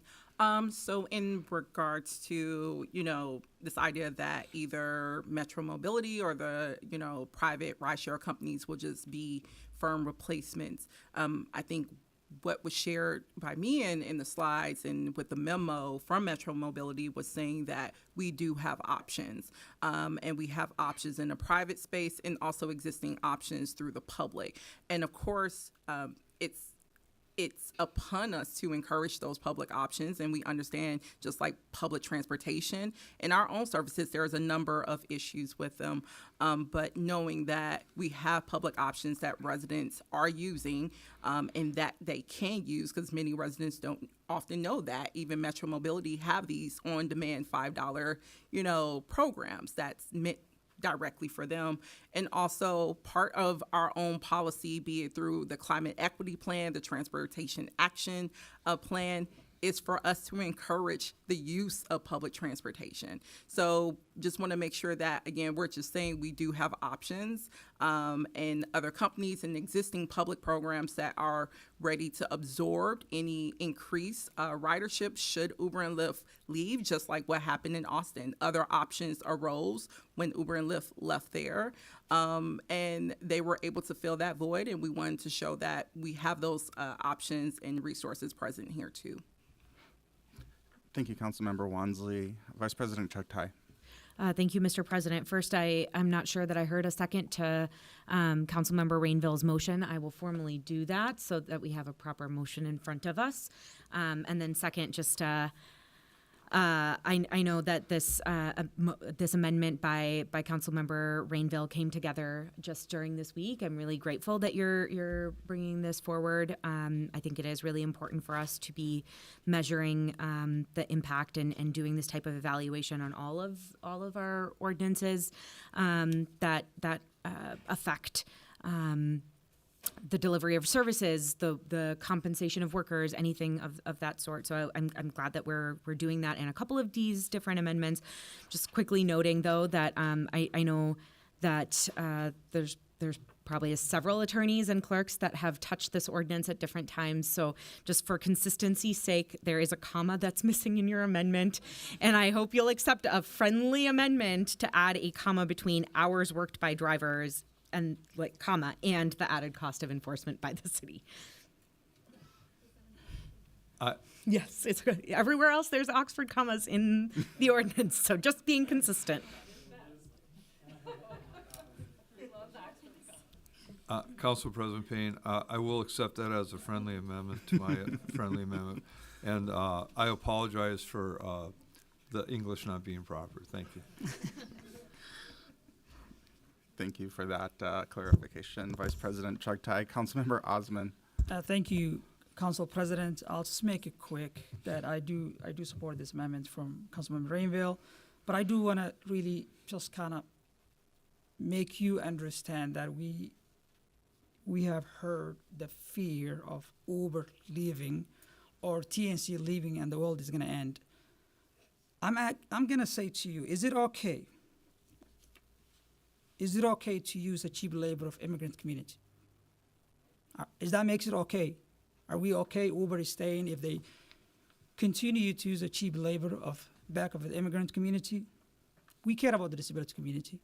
We care about the low-income families that use rideshare. But I'm sure they're not okay using the cheap labor. We're not asking any more than what the law say on the books. What we have on the books right now, it says we gotta pay. If you work in city of Minneapolis, if you own a business in city of Minneapolis, you gotta pay what the city law says, which is minimum wage. We're not asking above that. So this fear of future threatening or saying that the world is going to end because Uber is leaving, well, know that the Uber drivers are people. There are people, they put us in here, and they're asking the basics. I'm not okay. Uber is staying if they're going to continue using the cheap labor of my community, of immigrant community, people of color. That doesn't make it okay. The fear of we're going to pull out, otherwise let us use the immigrants' cheap labor, that doesn't make it okay. Doesn't matter who you are, a council member, a mayor, or governor. This fear of Uber leaving or TNC leaving does not make it okay. I just want to let you know that. I just want to put it out there that we're not asking any more than basics that's already on the law, in the books. Thank you, Council President. Thank you, Councilmember Osman. I'll remind the audience that we got to be focused on conducting the business of this meeting. I will recognize Councilmember Chowdhury. Thank you, President Payne. I was wrestling with if I was going to get into queue on this, but Councilmember Osman's comments really relayed to me that I felt that it was necessary for us to feel grounded in the push and pull that I think all council members are feeling up here today. I definitely was feeling it last night. I was staying up, especially around the conversation around our disability community and our drivers community. And what we have to zoom out and see in this is that we are working within a system right now with the corporations that are running rideshare where we're pitting working people and middle-class people against each other, right? We're talking about supporting drivers who they're showing us across the country that they're not making enough to live and are also taking care of disabled community members and their family with the money that they're making. I know that's the case for our drivers here. I know who they're taking care of. And then we're talking about our disability community that needs a reliable service in order to get around our community. And they're relying on two corporations that have a monopoly on our city, and we're pitting people against each other. And I think we are a part of a larger national conversation about moving away from systems that pit the most marginalized against one another. And we should be striving to encourage systems like cooperatives that will work with our communities and support our disability community and support workers that are trying to make ends meet to support their families, and also supporting good public services. Like, I agree with Councilmember Jenkins. We need to improve metro mobility. We've been saying that for years, and now is the time because the need has grown, especially as we're looking at our aging population grow and the need for in-home care and just getting around and being able to have freedom to live your life and engage in your community. And it's just, it makes me feel sick that we're in a position where we have to choose between two communities. And I think we have an opportunity to push the conversation forward and how we can shift our market and shift the way that systems operate around something like mobility and fair pay in our city. And this is a part of it. We're not alone in this conversation in the city of Minneapolis. Our actions are impacting the state to have this conversation. We're in relationship to Massachusetts, where they've taken this conversation, Austin, Seattle, New York, and other cities that are going to continue to grow as we see larger cities like Denver, Phoenix grow and change, because people need to get around and people need to be able to live and pay for the things that they need in the city that they work in. So I just really wanted to zoom out and make that point as we're feeling this push and pull. It shouldn't be a position that we're in. Thank you, Councilmember Chowdhury. Seeing no other discussion on the amendment, I'll ask the clerks to call the roll on the Rainville amendment, seconded by Vice President Chugtai. Councilmember Chowdhury. Aye. Councilmember Cashman. Aye. Councilmember Osman. Aye. Councilmember Rainville. Aye. Councilmember Chavez. Aye. Councilmember Vita is absent. Councilmember Ellison. Here, oh my God, aye. Councilmember Kosky. Aye. Councilmember Wansley. Aye. Councilmember Jenkins. Aye. Councilmember Palmisano. Aye. Vice President Shugtai. Aye. President Payne. Aye. There are 12 ayes. That carries. And finally, we have one more amendment that is going to be brought forward by Councilmember Cashman. I will ask Councilmember Cashman to introduce that amendment. Thank you, President Payne. This motion, or this amendment, is simply to move the effective date of the ordinance from April 1st to May 1st. We did hear from our staff at CPED that there are multiple new rideshare companies that have expressed interest in operating here in Minneapolis, called Pickup and Hitch, and that the application process, once the paperwork is submitted, takes 2 to 4 weeks to process, and saying that it is March 7th and that the effective date before was April 1st, which is only 3 weeks away. I offered this motion to amend the effective date to May 1st to give more time for those new companies to get online in our city. Second. That amendment has been moved and seconded by Councilmember Chavez. Is there any discussion on this amendment? I am adding myself to queue on this. I had an opportunity to meet with Lyft representatives, and I'll be supporting this amendment.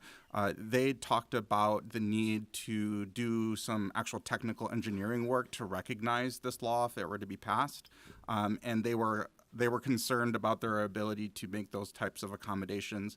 That was actually fundamentally the basis of why they were saying they would pull out of the market, is they felt that they would need to reassess their pricing structure and their algorithmic process for determining pricing to make sure that it aligned with the law. And so I think not only does this give time for new entrants to enter into the market, it also gives time for our existing legacy TNCs to make those adjustments so that we can have a smooth transition into this new reality. So I appreciate that. Is there any other discussion? Mr. President, could you remind the audience that clapping is inappropriate? Yes. We need to make sure that we're keeping silent as we're conducting our meeting.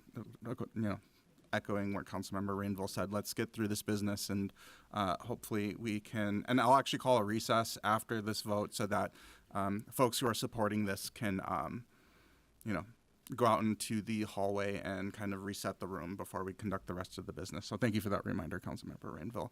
Councilmember Chowdhury.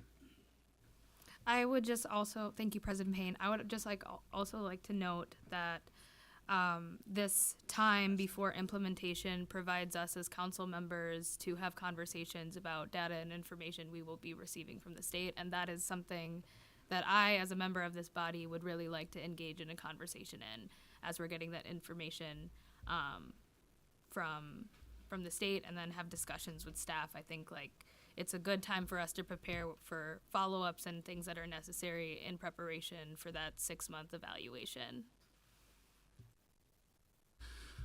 Thank you for that comment. I will recognize Councilmember Jenkins.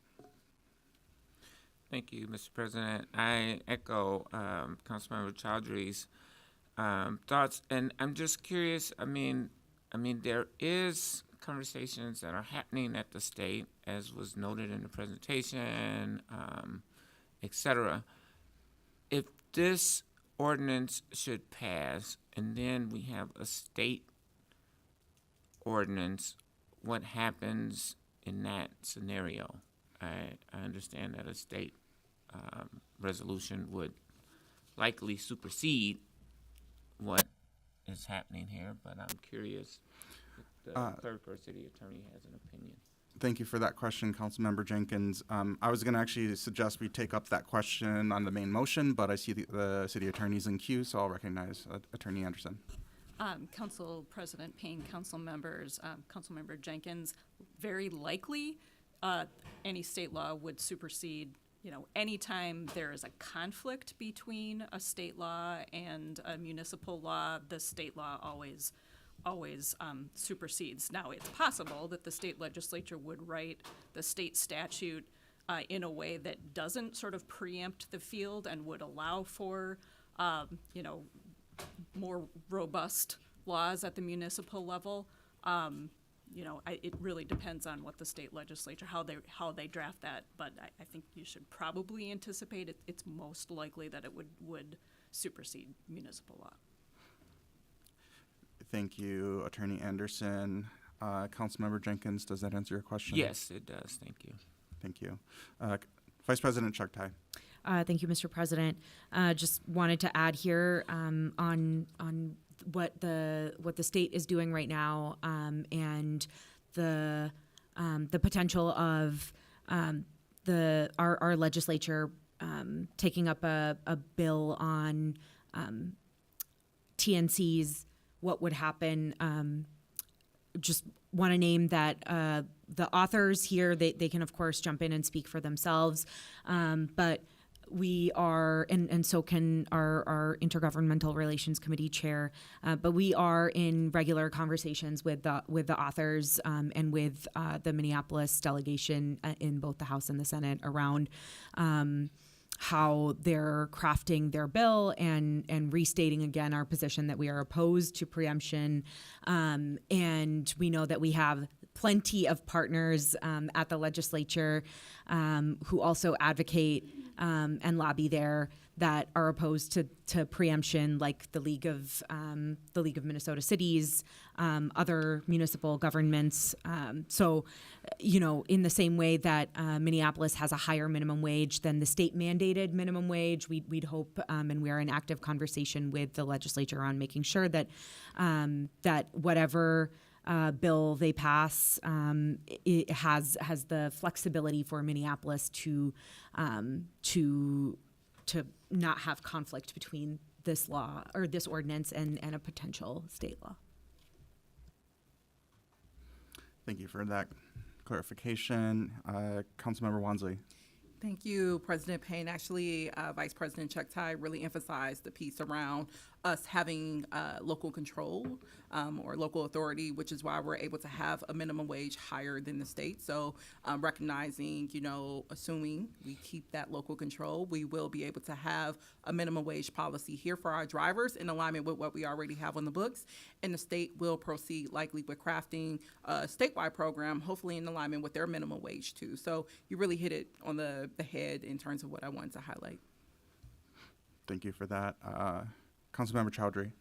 I'll be very brief, President Payne, and I think it's just important information. In conversations with the author in the Senate, he is not interested in preempting the city of Minneapolis. Authors in the House, I've had conversations when I visited the Capitol with our majority leader on how important it is for us not to be preempted in any case, but in this case as well. And he has a vested interest in not preempting the city, and so that is front of mind for the folks in both chambers that are carrying this. Thank you for that clarification. I'm not seeing anyone else in queue, but before I call the roll on this amendment, I wanted to recognize Councilmember Vitaw. I think you had stepped out during the Rainville amendment. Did you want to be recorded for the record on your position on that? On the disability reporting? Yes. Okay. Clerks, would we need to make a motion to rescind to do that, or does it, if there's no objection? There's no objection. Is it a yes vote, a no vote? Yes vote. Thank you for that. Seeing no other discussion on the Cashman amendment, I will ask the clerks to call the roll. Councilmember Chowdhury. Aye. Councilmember Cashman. Aye. Councilmember Osmond. Aye. I'm reading my name on the Councilmember Rainville. Aye. Councilmember Chavez. Aye. Councilmember Vitaw. No. Need a break. Councilmember Ellison. Aye. Councilmember Koski. Aye. Councilmember Wansley. Aye. Councilmember Jenkins. Aye. Councilmember Palmisano. Aye. Vice President Chugtai. Aye. President Payne. Aye. There are 12 ayes and 1 nay. That amendment carries, and next we are on the main motion as amended. We have a queue in place for that main motion. Do we want to start from there with Councilmember Jenkins?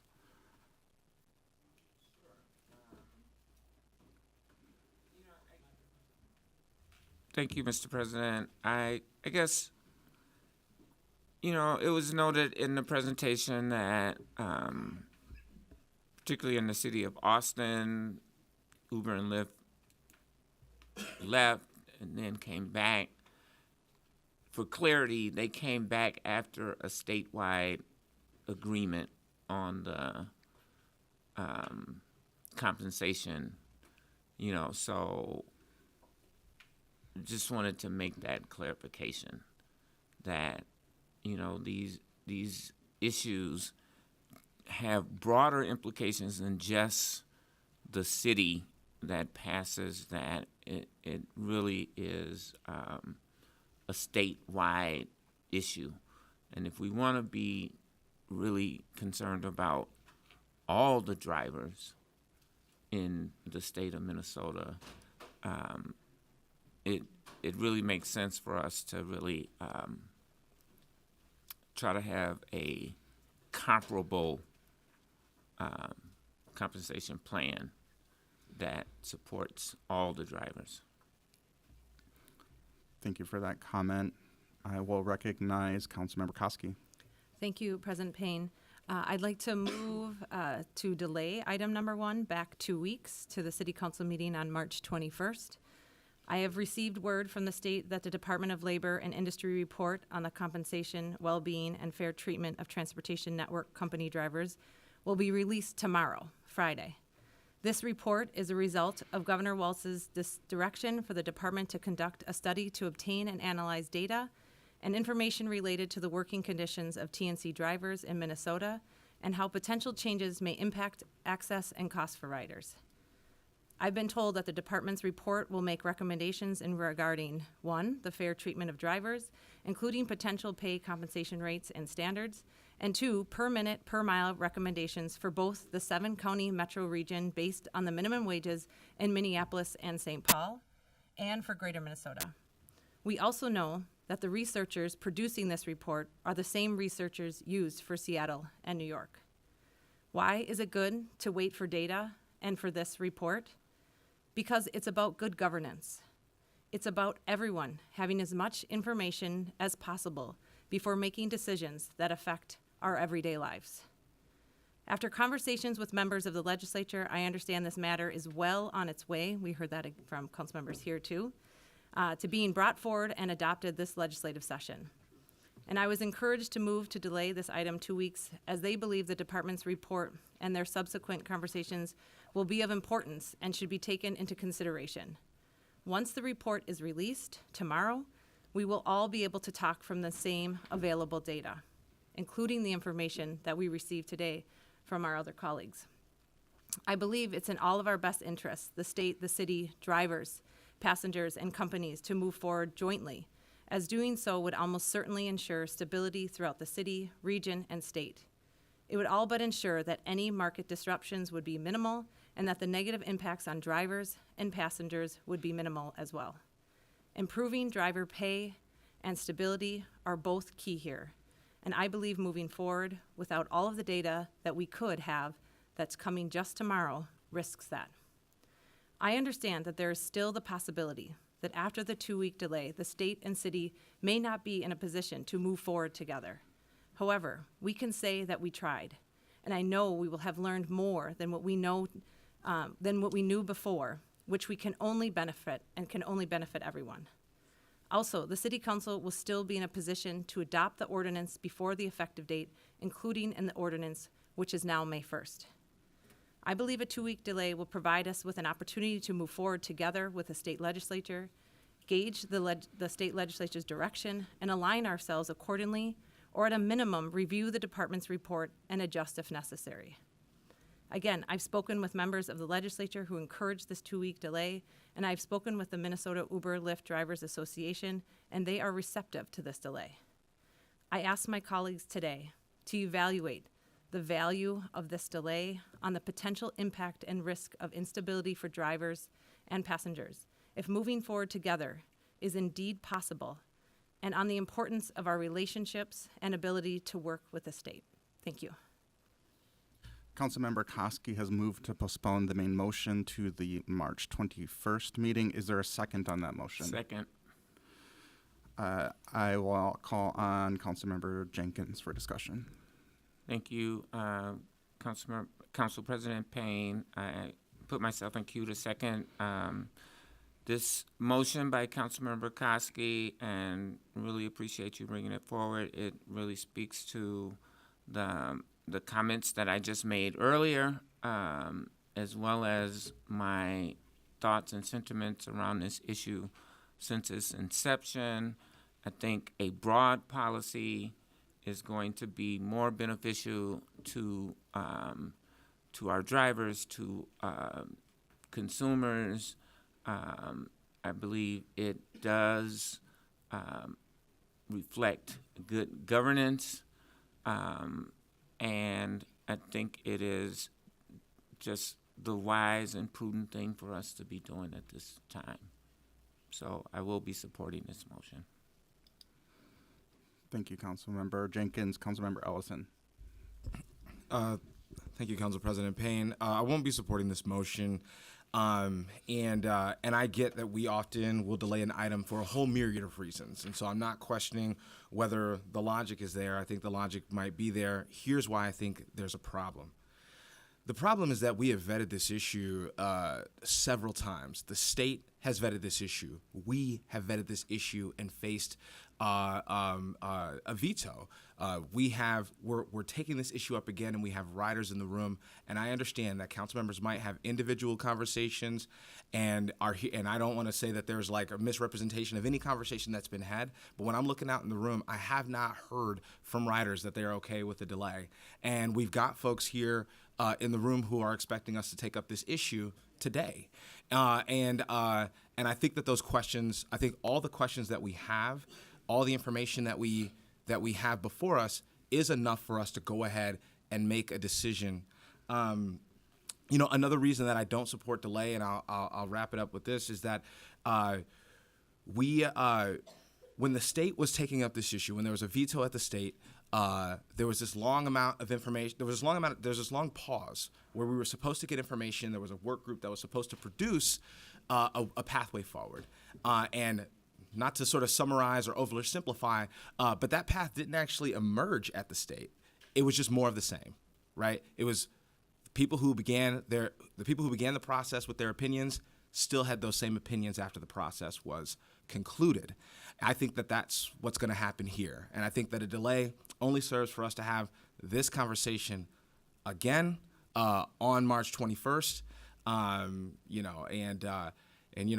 stand in solidarity with Councilmember Rainville, who feels, we both need a break whenever our names come up in roll call because this conversation's been so long. I don't look forward to doing that again. So for those reasons, I think that we have enough information. I think that this issue has been well vetted, and I think that we risk demoralizing a base of our constituents which I think is likely, if we come back on March 21st with everyone sort of sharing the same opinion that they have and not really actually feeling more informed as promised. So that's why I won't be supporting the motion, and I hope we can take this issue up today. Thank you, Councilmember Ellison. Councilmember Palmisano. Thank you, Mr. Chair. I was thinking a little bit about what Councilmember Osmond said earlier. I think he really got to the core of the argument here about fair pay and equitable pay, and that is, and who determines what formula is correct. The policies we make as a city don't exist in a vacuum. We have a responsibility to weigh the impacts, both positive and negative, of any proposal that comes before us. And we have to consider the unintended, albeit very significant, impacts of enacting an ordinance right now. It's not okay to impose inequitable labor on anyone here. And no one gets a raise if our TNCs leave the city of Minneapolis. And I caution that we'll be making that decision for drivers and riders that depend on it. So I think we should at least do so with the data that's coming out tomorrow, and which I acknowledge is a long time in coming. This city council is literally taking away jobs altogether if everybody is putting all of their information honestly and earnestly on the table. I'm not interested in calling somebody's bluff here. That feels risky to be taking away people's jobs. We're also taking away people's ability to get to work, doctor's appointments, and more. And I think one way to encourage the supportive nature that Councilmember Chowarty rightly points out is our shared ideals here, is to work together with state leaders and information coming out tomorrow. We're putting ourselves in an otherwise reckless position, is what I fear. So I am supportive of this 2-week delay. Thank you. Councilmember Wansley. Thank you, Council President Payne. So I want to be clear. We have delayed this matter several times now. We delayed it when it was vetoed back in August. It was delayed 2 years ago when drivers came and asked the mayor, asked this body to say, can you pass not fair wages, but minimum compensation? We don't want a raise. We want what over 70,000 other workers already have in your city that as a body we passed back in 2018. So that is what we have the opportunity to pass. And that is going to be a very different aim than what the state is needing to do. They have a different minimum wage than what we have. And hopefully they have a program that not only complements ours, but reaches their minimum wage too for their statewide program. And I just also want to say thank you to Councilmember Ellison for reaffirming the validity and credibility of our study that we've done here through the rate analysis from CPAD, and then once again through our policy and research division. We have a tailor-made rate calculation designed for Minneapolis that was not only vetted by our city subject matter experts, but in consultation with national experts who agree it aligns with precedents from other cities, both economically and legally.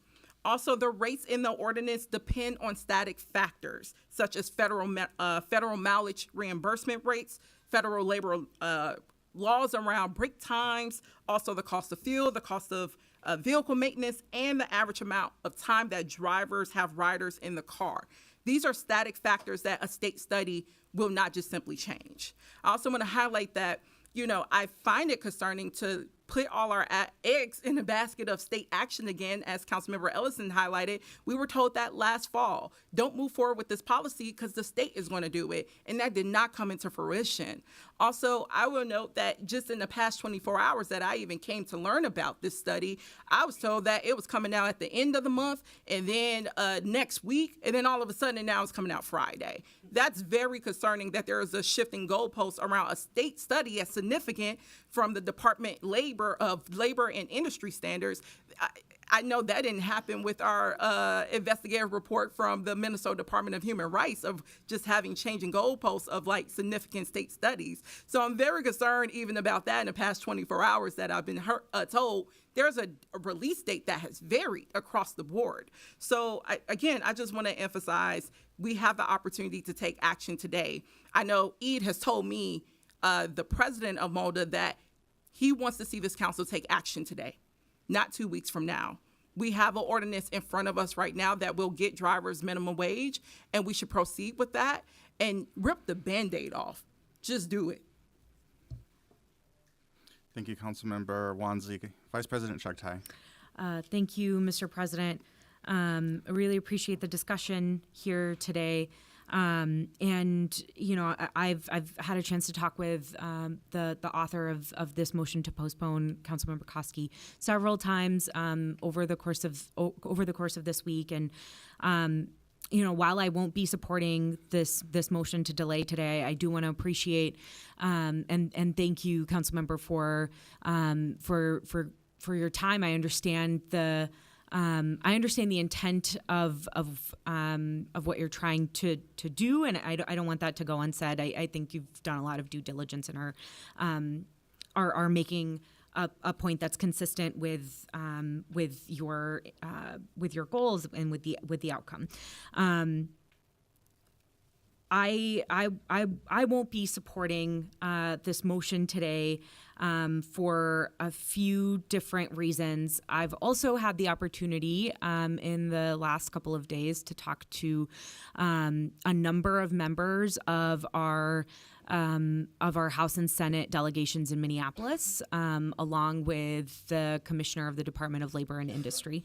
And I think I would just caution us against putting too much weight to one member of the legislature who's saying to us, I think it might make sense to delay for a couple of weeks and see if there can perhaps be a study that comes out that can supplement your decision making, because we have members saying both things, right? We've got one that's saying, I support a 2-week delay, and we've got a number that are saying I don't support a 2-week delay. I think it's helpful to me as a Minneapolis resident and as a policymaker who is carrying this body of work at the state that you continue on doing your work. I agree with, the sentiment around we have done our very best to be good partners to the state. Actually, this policy didn't start at the Minneapolis level. The first time we took a vote on this policy was after the conclusion of the legislative session, and the primary advocacy was at the state level. There was a bill that was passed with bipartisan support in both chambers, and then was ultimately vetoed by the governor. Then there was a task force that was created, and it was sort of told to us, and the task force kind of overshadowed a lot of the conversations we were having when we were considering this ordinance in the fall last year. And I heard, and I thought it was a critique that had logic that was sound, a critique of sound logic to say, I don't think that I can support this ordinance because the state will take action soon. At that time, the going belief was the governor had created this task force, and at the conclusion of their work, they would come back and they would make recommendations for compensation models. That didn't end up happening. At the end of December, they concluded and did not come out with a recommendation. And now we've got the study that sort of came after that. The work on it started in January, and has continued until now. And I'll say, while I have heard from the DLI commissioner that we can anticipate a study coming out tomorrow. I know Councilmember Koski's heard the same. The only thing we have to go off of on the public record is that there is a study coming out at some point in March. And so if we don't see a study come out tomorrow, which it may not, we could see one coming on March 22nd, and then we'll be faced with the same exact type of decision 2 weeks from now. I think that is going to, it's slowing down our work without a really compelling argument to me today, right now. And then I'll name on the compensation study itself too. Again, we won't find magic answers there in the same way we didn't find them with the task force, in the same way we didn't find them through state action last year. And so just to name what we can expect to see in a study whenever it does become public is some recommended scales that can apply, that are looking at the entire state. So Minneapolis is going to be lumped in with the entire 7-county metro in the work that's happening at the state. So we are the models or scales that are going to be presented for Minneapolis presumably will also take into account the impact on other cities in the 7-county metro that don't have the same minimum wage that Minneapolis does. So, for example, the recommendations will impact Belle Plaine and Blaine and Forest Lake just the same as Minneapolis and St. Paul. Minneapolis and St. Paul have a discrepancy in their minimum wages. Minneapolis's minimum wage is $15.57, whereas St. Paul's is $15.19. So we should take those things as a grain of salt to know that there won't be, while the study that the state is conducting is really important. It's the largest study ever done into data from Uber and Lyft, and it has value, and I look forward to reading it. I don't think that it impacts or I don't think that it is that our action today is contingent on that. This study this ordinance and the compensation models that are before us are rooted in data too. They're rooted in the data based off of what other jurisdictions have done and how they conducted their rate models. It's adjusted for Minneapolis's market. And frankly, I have a lot of trust in our staff at the City of Minneapolis that put in work over the last year into determining how to put together this policy, and I have a lot of trust that they are looking at that Minneapolis staff is looking specifically at the impact in Minneapolis, whereas statewide staff are looking at the impact on the entire state. And while those two things go hand in hand, our job here is to focus on Minneapolis. I apologize. I've run out my time. Thank you, Vice President Chugtai. Councilmember Cashman. Thank you, President Payne. So, like Councilmember Koski and Councilmember Chugtai, I've also spoken to our state legislators who live in Minneapolis, both in the House and Senate, and also received mixed messages on timing and actions coming out of the state. And so for that reason, I don't think that we can necessarily plan our actions based on theirs, although I do hope that they will take our ordinance and complement that with a statewide program.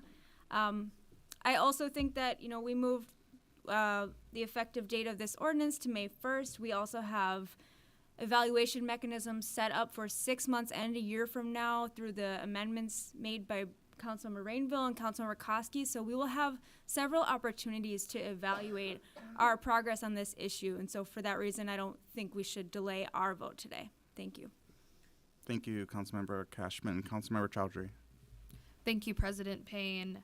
I will just start off by saying that data coming tomorrow was very tempting for me, right? Because there's an opportunity to see Minnesota data. And the question that I wrestled with after thinking a lot about it is if Lyft was able to give aggregate data on rides in Minneapolis, specifically to the state, and then across the state, and then the 7-county metro, there were multiple opportunities where they could have sent that to our city council and our staff. They could have done that.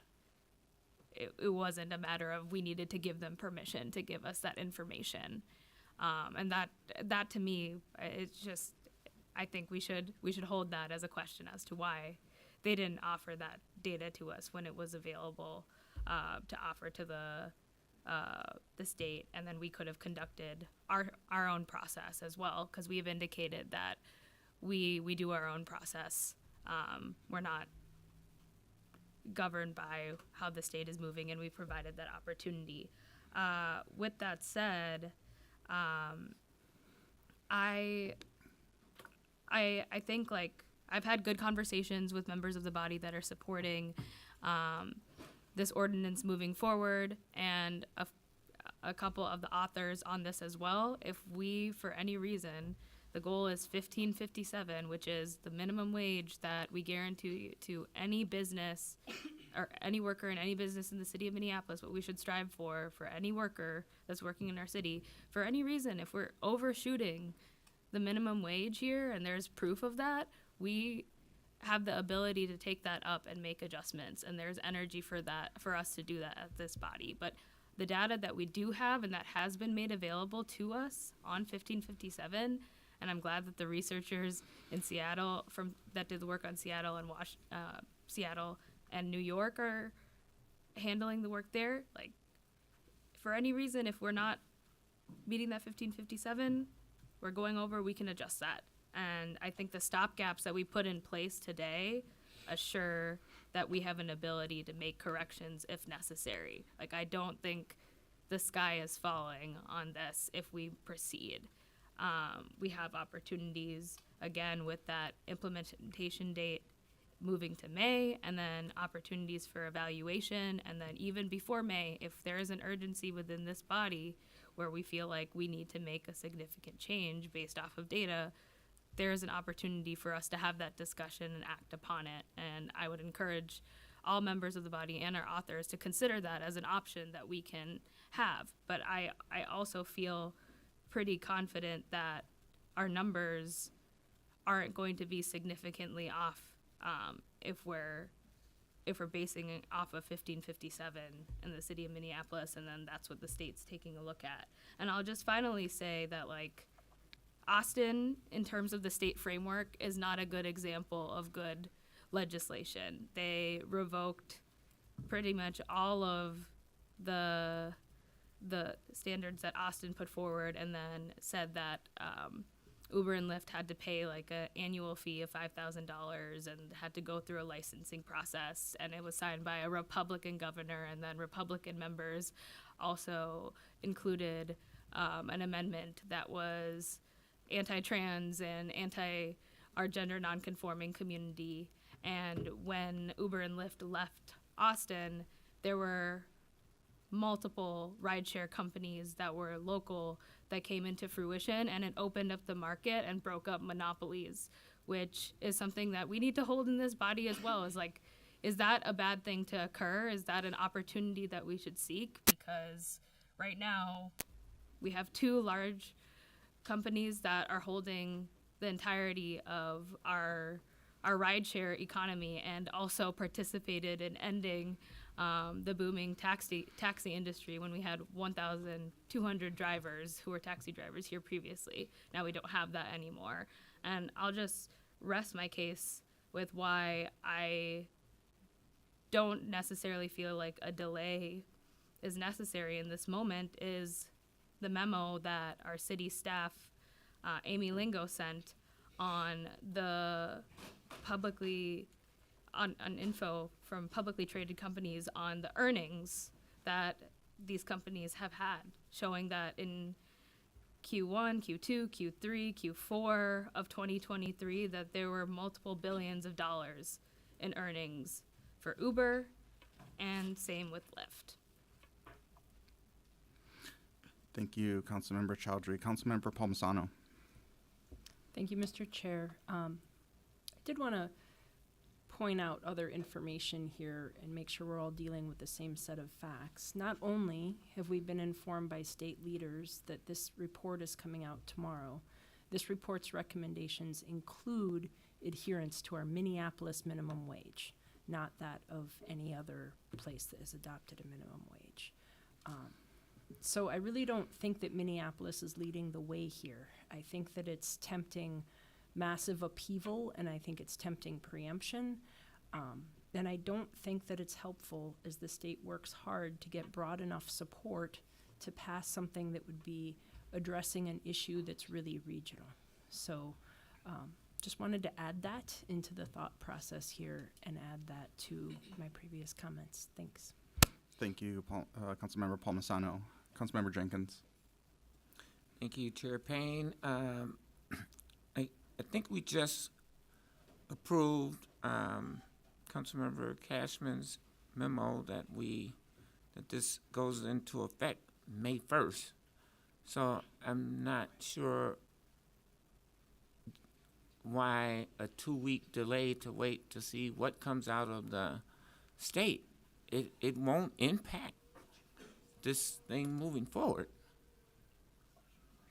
So more information as a deliberative government body seems like the prudent thing to do, which is again why I'm supporting the Koski motion. Thank you, Councilmember Jenkins. I put myself in queue first to thank Council members Koski, Cashman, and Rainville for their amendments. I think that makes this a better ordinance. And specifically, I wanted to speak at a higher level about the role of local government and kind of some of my philosophy about this, which is I think we need to be the most responsive form of government that's available to our residents. And I want us to think about this, and I think Councilmember Chowdhury raised this. We should be thinking about our ability to be agile when it comes to these types of issues. And, you know, when I look at Uber and Lyft as companies, Uber was founded in 2009. Lyft was founded in 2012. Lyft just had its first profitable quarter, not year, quarter, last quarter, 2 quarters ago, actually. And I think Uber had its first profitable year since its founding last year. So these are companies that have been saying, trust us. We're going to be this tremendous value to investors. We're going to be this tremendous benefit to the community. It's just going to take us a little bit of time to prove the model out. And I would say after more than a decade, we have the evidence that we need, which is these companies can't deliver this service with equitable pay at a rate that is affordable to everyday people. And when I met with Lyft specifically, because Uber didn't do very much outreach on us, but I did get to meet with Lyft representatives, and they were, I thought, very sincere in their commitment to pay equity. I really took them at their word on that. Even when you take them at their word, you have to measure it with their commitment to profitability. These companies are deeply committed to being profitable. Their life depends on it. And they still haven't been able to deliver on that in a consistent way. So you should hold their commitment to drivers at the same standard as you hold their commitment to profitability, and they are struggling to make a profit with their current business model. So that says to me that the business model isn't working. And that's before you even talk about regulation. And they've done this experiment on how this new model of moving people about a city works. They've done this experiment for 10 years, and they've done this experiment on the back of workers. And it's time to stop making our residents, especially our marginalized residents, the subject matter of corporate experimentation. It's time for us to recognize that we have a responsibility as elected leaders to think about the interests that go beyond the profitability of any individual corporation. We have to think about the interests of our residents and them being able to live fulfilling lives in our city. And so I actually really also struggled, like Councilmember Chowdhury did, with the fact that, hey, if this data is going to come out tomorrow, I would really like that to inform this law. And thanks to the foresight of Councilmember Cashman, we do have that time. If there is a revelatory piece of information that comes out through this analysis, we have until May 1st to look at the impact of, or at least the difference between what the state is suggesting and what our own professional staff are suggesting. And I think there's an opportunity, and we should take that opportunity up to reflect the ability for us to be agile when it comes to weighing the needs of our residents and the broader ecosystem within our city. So those are my comments. That's why I won't be supporting a 2-week delay, but I do support taking that data from the state and making sure that it is informing this policy going forward. And I especially appreciate Councilmember Koski's amendment around this ongoing evaluation about the impact of this. I think that's really smart. It makes us more responsive, and it makes us proactive when we see that the goals of this ordinance are maybe not being achieved, so that we can actually make some modification to it, and I'd welcome and encourage that. So with that, I will ask the clerks to call the roll on the amendment, or the motion to postpone. Councilmember Chowdhury. No. Councilmember Cashman. No. Councilmember Osman. No. Councilmember Rainville. Aye. Councilmember Chavez. No. Councilmember Vita. Aye. Councilmember Ellison. No. Councilmember Koski. Aye. Councilmember Wansley. Nay. Councilmember Jenkins. Aye. Councilmember Palmisano. Aye. Vice President Shugtai. No. President Payne. No. There are 5 ayes and 8 nays. That motion fails, and now we are on to the underlying main motion, and I will recognize Councilmember Vita. Thank you, Council President Payne. I just wanted to quickly speak about the experience I've had and speak to why I'm going to be voting the way that I'm voting. So initially, you know, Councilmember Osman reached out to me a couple years ago and said he had this group that was in the hallway, wanted to talk about their experience as transportation rideshare drivers We had a great first introduction. What I heard originally from the drivers was that it was dangerous being drivers, and that they were being unjustly kicked off the apps by Uber and Lyft and other transportation rideshare companies, and they needed some help ensuring that that was not going to happen to them, because it was preventing huge barriers to them supporting their families. I 100% understood that. I've had lots of meetings with the groups over these couple of years and talked through that. Now, somewhere the conversations have shifted, and things just kind of changed. And so over the last year, I've had time to speak with other drivers outside of the drivers who come to City Hall. I, this week alone, have met with lots of drivers that live in my ward or live in North Minneapolis, and they've shared their experiences with me. I will say, I don't expect anyone who drives for these companies to show up at a council meeting and say, don't give me more money. No one is going to do that. So, you know, I have conversations with folks in my ward. Folks have shown me receipts from the apps. I have not seen anyone show me that they've made less than $15 an hour. Some of the challenges that I've shared with the drivers is the ward that I represent. People don't want to come to North Minneapolis. Some drivers are scared of North Minneapolis. So that's been the issue for people I represent on both sides. I have a driver in my ward who I met with that is okay with people not coming to North Minneapolis because he sees it as his territory, and he makes really good money because some folks are scared to come there. I've talked to drivers who've shown me their tax documents where only $6,000 or $45,000 is taxable income. That's a good deal. I don't know, like, if there's mechanisms in place for folks to do their taxes a certain way, or like but what I saw was Lyft, like, actually create a document for this driver to take in to have their taxes done. And this driver, who actually lives on my block, bless you, is my neighbor, is happy with Uber, Lyft being his primary job, making $45,000 a year, and being able to stay home with his children while his wife works a 9 to 5. This is the type of job he wants. He also talked to me about, getting 23 cents off of every gallon of gas for participating gas stations. And we also just kind of talked about the more personal parts of the job. This person looks forward to picking up families in the morning in North Minneapolis. It's like a regular thing. I have people in my ward who are going to school, who are going to work, who are going to medical visits that need this mode of transportation. They don't have the ability to own a car and pay the expenses that come with a car. They don't have, they don't want to take Metro Mobility because it takes so long, because you could be stuck somewhere for 2 hours waiting on the ride to pick you up and your kids are somewhere else. They can afford Uber and Lyft services. I have people in my ward who appreciate it as a service to use and also a service to give. I would just say North Minneapolis as a whole, Councilmember Ellison, because I did talk to people who live in Ward 5, but Northside residents, lots of them, who are drivers of Uber and Lyft.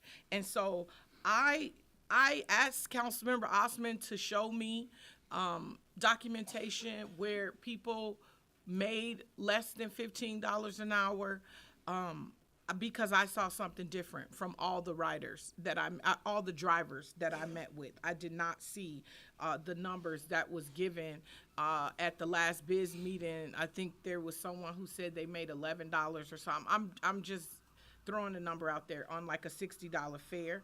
The other thing I was told by drivers was when you go to the airport versus somewhere else, there's additional money taken out for going to the airport versus going to the Mall of America. A driver showed me how much it would cost for me to go to the Mall of America, which is a half a mile away from the airport. There was a $17 difference in the fare, and that's because the airport charges a fee, and that has nothing to do with Uber and Lyft. And so, as I started out saying, when the drivers reached out to me, I understood. the safety issues, the issues around being kicked off the app, all those things. And they even said to me, Councilmember, we want to work with you. We know people won't pick up in North Minneapolis. We want to make that better. That is what we see ourselves working on together. And those things have kind of got lost in this argument that I haven't seen proof of. So today, I will not be supporting this. And I'm willing to continue to do the work to figure out like what it is we need to do to make sure that drivers are receiving the pay that they deserve. And also, I just think we don't acknowledge that they're contractors. This is a different profession than the person who works at McDonald's. McDonald's, you get a 9-to-5 shift. Uber and Lyft, you can pick up and drop off when and whatever you feel like it. Thank you. Thank you, Councilmember Vita. Councilmember Chavez. Council President Payne. The goal of our ordinance is to make sure that everyone makes the city's minimum wage. Yes, some workers can make that, but not every driver in Minneapolis does so. I believe our drivers when they tell us these facts. We personally reached out to every single council member about this, and not every council member reached back out to us to set up a meeting to discuss this policy. For over a year now, my office, along with Councilmember Wansley, Councilmember Osman, have been working tirelessly with drivers and riders in Minneapolis, city staff, and national experts to develop this minimum wage policy. We had various community engagement sessions, multiple conversations with council members to receive input, met with the mayor, and even met with rideshare companies. Simply put, we've done our homework. The diverse residents of Ward 9, the South Side, believe that our drivers should be compensated fairly. My residents, many of whom are these drivers in particular, have been underpaid, marginalized, and denied decent working conditions, which is why they're pushing for this ordinance today. The conversations we are having about fair compensation is a little bit different because it's not about doubling wages. It's that particular conversation is about putting corporations, unfortunately, over people. And that conversation is about paying unfair wages to residents of Minneapolis. And it means nothing to our workers when the offer on the table is still poverty. Our ordinance, the one we are pushing, is an opportunity for our workers in Minneapolis to be uplifted, many of whom are being paid poverty wages and deserve this ordinance to keep a roof over their heads, food on the table, to pay for their child care, support their family, and more. These drivers pick us up to go see the doctor. They pick us up to go get our groceries. They take us from point A to point B when we are personally experiencing emergencies. And they even drive us during horrible weather conditions. Our drivers deserve to be paid fairly. Rideshare companies tend to use these tactics, saying they will leave cities when residents are pushing for fair wages. It's another effort to kill ordinances or legislations that holds corporations accountable and allows for the exploitation of workers. Workers should not live in poverty because of corporate greed. And today, on the week of action, where hundreds of workers are out on the street in Minneapolis demanding better working conditions, we can and will stand firmly with workers in Minneapolis.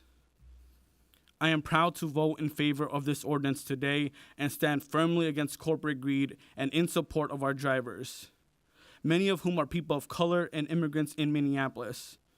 And like Councilmember Osman said, against cheap labor on the back of people of color and immigrants. Our community is tired. This vote today is simple. It's about supporting our minority community members and workers across Minneapolis. If employers leave because they are paying sub-minimum wages and companies who pay the minimum wage step in, then I think that's a win for the community. If we find that this study from the state shows us information that's important to our policymaking as an author of this ordinance, I'm more than committed to improving and amending this ordinance moving forward. Thank you. Thank you, Councilmember Chavez. Councilmember Osman. Council President, I just want to touch a few things Councilmember Fita said. She said that the conversation has shifted to minimum wage. Before it was about safety protection, deactivation. There's so many suffering and so many things that are happening to drivers. Today we're only talking about one thing, but in the past, the rideshare work protection ordinance last year, Mayor Jacob vetoed it overall, including the pay. It was before it was about the safety of the drivers, their their rights of due process. They do suffer many different challenges about, the person they're picking up. There are safety concerns. Some of the drivers came here with bloody shirts. We have seen that. Their application or this application is being basically deactivated. One morning you're ready to go to work, and guess what? It's deactivated. There's no due process. There's no other person on the other side to talk to you. It's an AI or a computer that's communicating with you. So that is not work. There's no protection on that. We really haven't even opened those challenges, and that has been vetoed. We believe that we will come back to continue fight for the drivers, but today, just coming back, it's the minimum wage equivalent to what we're talking about. We have seen the public hearing on Biz Committee that people come and show photos or evidence, actual evidence they had in their apps. The individuals that were saying there, well, it was snowing night and the drivers, there are options to pick up someone to $93 to the airport, but they were offering drivers $11. Where is where is that? I get it that Uber can take whatever they want home, but we want them to pay drivers something equivalent to minimum wage. So yeah, just want to kind of comment on that, talk about the safe protection, deactivation to process. We haven't even discussed that page yet, but we will. Thank you. Thank you, Councilmember Osman. Councilmember Koski. Thank you, President Payne. I just want to thank my fellow council members for their consideration of a 2-week delay. I understand all of your motivations for voting as you did for or against a delay. I requested a 2-week delay because the state's report is what I needed, what I need to get to a confident yes. I support TNC drivers. I support them receiving fair wages. I support them receiving fair treatment. But without assurance regarding stability and without the DLI's report, I just don't feel confident in my vote today. For those reasons, I'll be voting no today and continue to stand with the importance of having as much information as possible before making a decision. However, I want to let my fellow council members and the public know that if this is vetoed, which has been indicated could happen, I will reconsider my vote on the veto override vote, as by then I will have the state's report. Thank you. Thank you, Councilmember Koski. Seeing no other discussion, I will ask the clerk to call the roll. Councilmember Chowdhury. Aye. Councilmember Cashman. Aye. Councilmember Osman. Aye. Councilmember Rainville. No. Councilmember Chavez. Aye. Councilmember Vita. No. Councilmember Ellison. Aye. Councilmember Koski. Nay. Councilmember Wansley. Aye. Councilmember Jenkins. Aye. Councilmember Palmisano. No. Vice President Shugtai. Aye. President Payne. Aye. There are 9 ayes and 4 nays. That carries, and that item is adopted. We will be taking a brief recess to allow folks to reset the room. Let's return back at the dais at 12:40.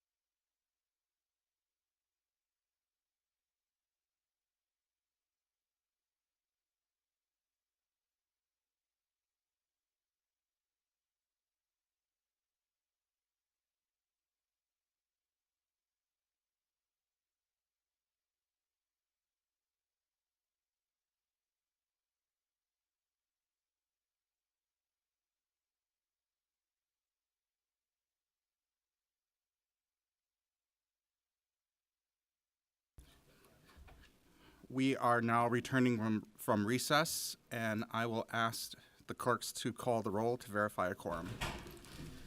Councilmember Chowdhury. Present. Councilmember Cashman. Present. Councilmember Osman. Present. Councilmember Rainville is absent. Councilmember Chavez. Present. Councilmember Vita is absent. Councilmember Ellison. I'm here. Councilmember Koski. Present. Councilmember Wansley.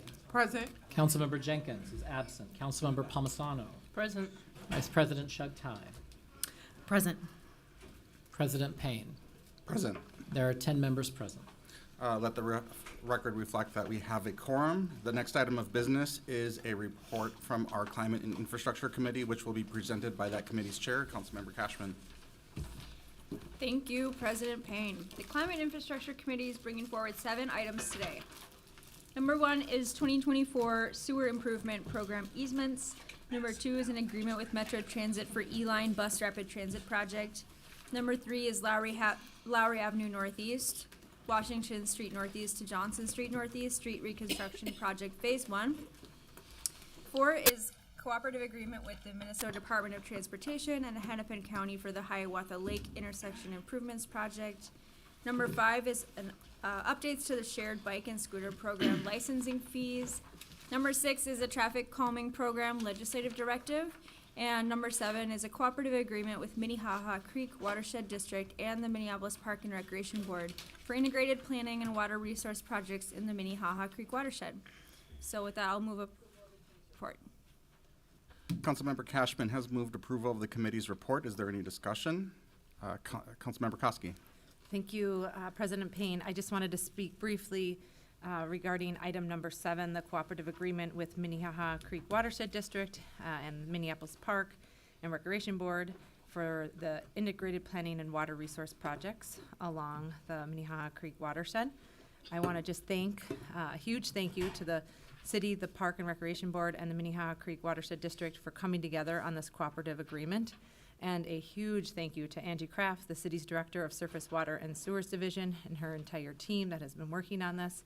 Michael Schroeder, the Park and Recreation Board's Assistant Superintendent for Planning Services, James Whisker, the Minnehaha Creek Watershed District's District Administrator, and also to Melissa Hill, the Senior Policy Aide for my Ward 11 team, for the extensive amount of time, effort, and hard work that has been put into forming this cooperative agreement. This cooperative agreement builds on the historic partnership between our organization and is filled with potential and opportunities. Through this cooperative agreement, we will take the first step in continued partnership in short-term and long-term planning and on 3 projects along Minnehaha Creek. I have no doubt that through this agreement, we will be able to take not just strides, but leaps forward on water quality, and resiliency and adaptation to climate change. I've been working on this cooperative agreement for 2 years, and I'm so grateful that today we will move it across the finish line. Thank you. Thank you for those comments, Councilmember Koski, and congratulations on the hard work. I also recognize we've been joined by Councilmembers Rainville, Jenkins, and Vitaud. Did I get everybody? That report has been moved. Any other discussion? Councilmember Chowdhury. Thank you, President Payne. I wanted to also speak to item number 7, the cooperative agreement with the Minnehaha Creek Watershed District. I think Councilmember Koski did an excellent job covering the thank you, so I echo those as well. I just wanted to state that I will be a part of one of the members on the City Council representing the city as we move forward in this agreement and take on those 3 projects. For my constituents in Ward 12, the health and well-being of our natural systems is something that impacts people's lives every single day, especially Lake Hiawatha and Minnehaha Creek. I think this is just a wonderful way for us to take tangible action on addressing our floodplain, water restoration, and water quality. We are the city of lakes after all, so it really matters that we're setting forward a plan not just here and now, but for generations to come to improve our natural systems and then really be a part of shaping what a climate resilient city looks like. Thank you, Councilmember Chowdhury. Councilmember Rainville. Thank you, Mr. President. I just want to speak briefly to item number 5.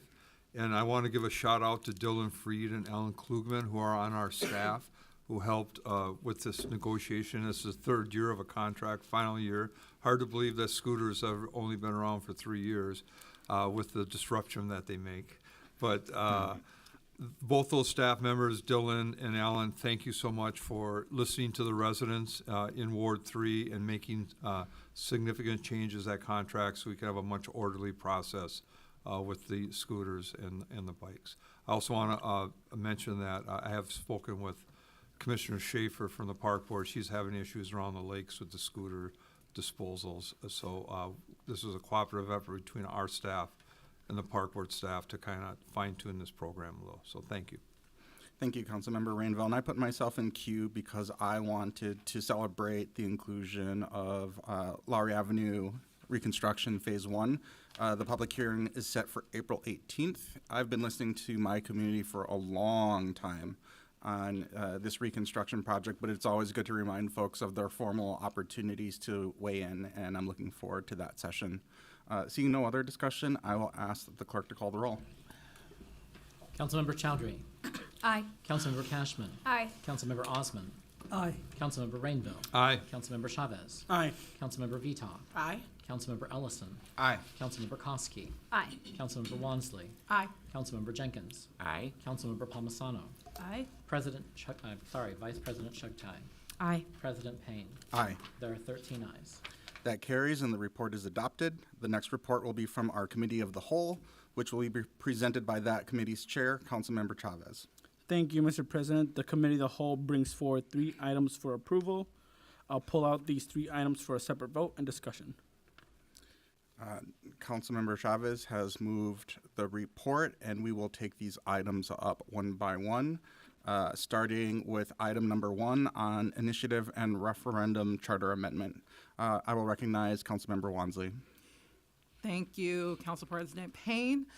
So I just wanted to share that I've had lots of conversations over the past couple of days with my colleagues, and it seems that, most support ballot initiative and referendum broadly, but several of my colleagues would like to have more time to better, understand how these work and to be better informed before fully making a decision on this charter amendment.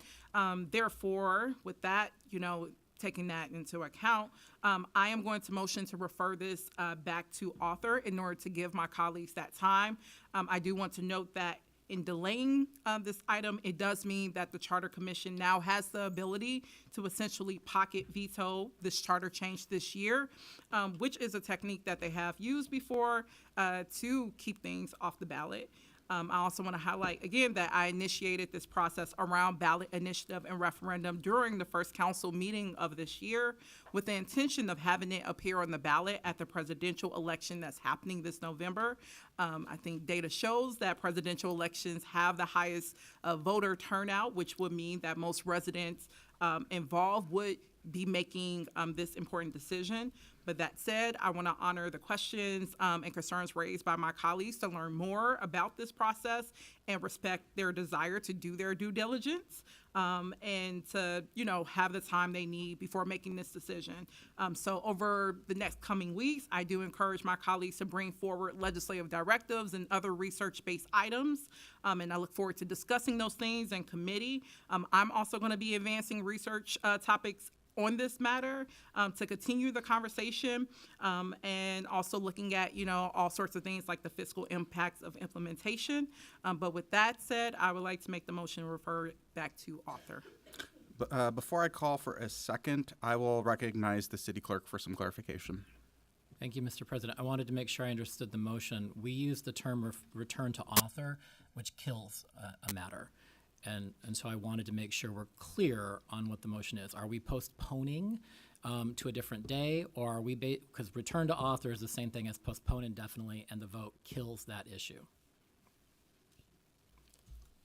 Yep, that's exactly what I mean. Thank you. I wanted to make sure we were clear. Okay. Is there a second on that motion? Second. Okay, we have a motion to return to author and a second. I have Councilmember Jenkins in queue. Thank you, President Payne. I just want to offer my sincere gratitude to Councilmember Wansley for allowing this body more time to deliberate this really significant and consequential item for the residents of the city of Minneapolis. I think, you know, as it stands now, we are the deliberative body that makes these decisions as representatives of the 430,000 residents of the city of Minneapolis. So, you know, our decisions have immediate impact, as the council president stated earlier. We are the most immediate form of government that touches our residents. So once again, thank you, Councilmember Wansley, for allowing more time to deliberate on this matter. Thank you, Councilmember Jenkins. Councilmember Chowdhury. Thank you, President Payne, and thank you, Councilmember Wansley. I just want to acknowledge that that this is an item that you've been working and spending time on for a while, and I just want to acknowledge for everyone, I think it's the principles and the values around this are really good, and I think it's important for us to be able to have moments where we might not all be on the same page, but we can support our colleagues in bringing forward items for us to deliberate on and come together on. And I think this is an example of it. I was one of the council members that had hesitancy in supporting this item. I appreciate the time for us to have more time to deliberate. I would appreciate, after my comments, if the clerk could clarify to the public about the timeline that we were in. I had to ask from some constituents that if we could share that in the public record. But for me, we wouldn't have been able to make substantive changes to the policy itself after our discussions, and it felt really important to me as someone that has been working in elections and on the ground organizing specifically to enfranchise voters in our community, from lower income communities, Black and brown communities, working communities, that we were really deliberative on an action that would significantly change both the landscape of our elections and also governing. And I think we have the opportunity now, when it comes to our policy analysis, to really think about what it means to do case studies for things that were passed, think about unintentional consequences and how we might mitigate that, what are impacts on the voters, who is enfranchised in this system and who is left out. These are some of the questions that I have, and I'll just state for the public record, I'm not closed off to the idea of us pursuing initiative referenda, but I am someone that needs to be convinced, and I want to take some time to deliberate and look at what other peer cities have done. And so if there is legislative directives that are pursued further in deeper policy analysis and conversations, I would love to be looped in and be a part of the scope of that, so we can really get good information to this body, and we can deliberate over that together. And I also think this provides me the time that I really need to do my job, which is consult with the constituents in my ward. Thank you, Councilmember Chowdhury. Councilmember Cashman.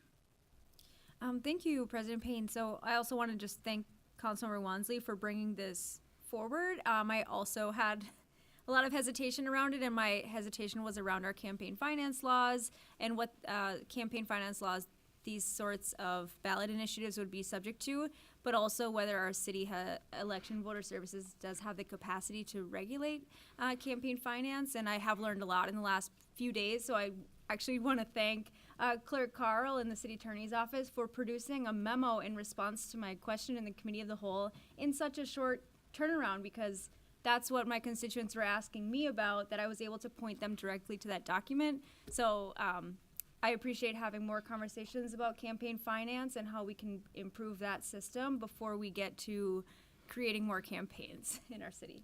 So thanks. Thank you, Councilmember Cashman. I put myself in queue because I just wanted to share that I was actually ready to move this forward today. too had some questions and concerns, but I knew that the vote today was really driven by a timeline that we're just largely not in control of. And I knew we were going to have the time to do the amount of deliberation. At the end of that process, we just wouldn't have had the opportunity to make amendments like we would have wanted to. So I was very comfortable moving forward and at least having that opportunity to debate it. And if we came to a point where we had some agreement, we would have been able to make the deadline to be on the ballot for presidential election year. But I also recognize that a lot of other people had a lot more questions. And to me, it was either it's going to move forward this election year or it's not. And it felt like there was enough questions out there. So I just thank the author for your graciousness and accommodating for your colleagues. And with that, I will ask the clerks to call the roll on the motion to refer back to author. Councilmember Chowdhury. Aye. Councilmember Cashman. Aye. Councilmember Osman. Aye. Councilmember Rainville. Aye. Councilmember Chavez. Aye. Councilmember Vitaw. Aye. Councilmember Ellison. Aye. Councilmember Koski. Aye. Councilmember Walmsley. Aye. Councilmember Jenkins. Aye. Councilmember Palmisano. Aye. Vice President Shugtai. Aye. President Payne. Aye. There are 13 ayes. That carries, and that item will be referred back to author. Next, we have item number 2, which is the contract with President Payne, I apologize. I asked the clerk if he could provide a public clarification on the timeline, just so the public was aware on like what timeline we were on with this item. I apologize for not recognizing the clerk. Mr. President, to Council Member Chowdhury's question, the process of a ballot question initiated by the City Council or the Charter Commission is governed by Election Law, Chapter 205, which would require 74 days before the election. We are required to submit that question to the Secretary of State and to the County Auditor in order to be on the ballot. 74 days before this year's election, which is set for Tuesday, November 5th, would be Friday, August 23rd. So in any event, questions that would be submitted by this body or by the Charter Commission amending the charter as a ballot question would need to be submitted to the Secretary of State and the County Auditor by August 23rd. There's a different timeline if the proposed ballot question proposing an amendment to the city charter is initiated by a citizen petition. And our website on the Charter Commission's page has a different date for that. A constituent raised that, I believe, through Councilmember Cashman yesterday, and we are, I think it's already been done, updated the website to very clearly say this deadline, which is July 9th, 17 weeks before the date of the general election, is specific to those proposals to amend the charter that would be ballot questions initiated by a citizen petition. The reason for the difference, just at a high level, is because of the timing that's required to review a petition. To cure a petition if the initial petition is not satisfactory in terms of the number of signatures, and the process of this body then developing the language of the ballot question. So the Charter Commission every year adopts a timeline that aligns with the statutes, and basically, if there is a citizen petition to put a question on the ballot, it needs to be submitted to the Charter Commission every year by May 1st. And then that statutory deadline is usually in that first or second week of July.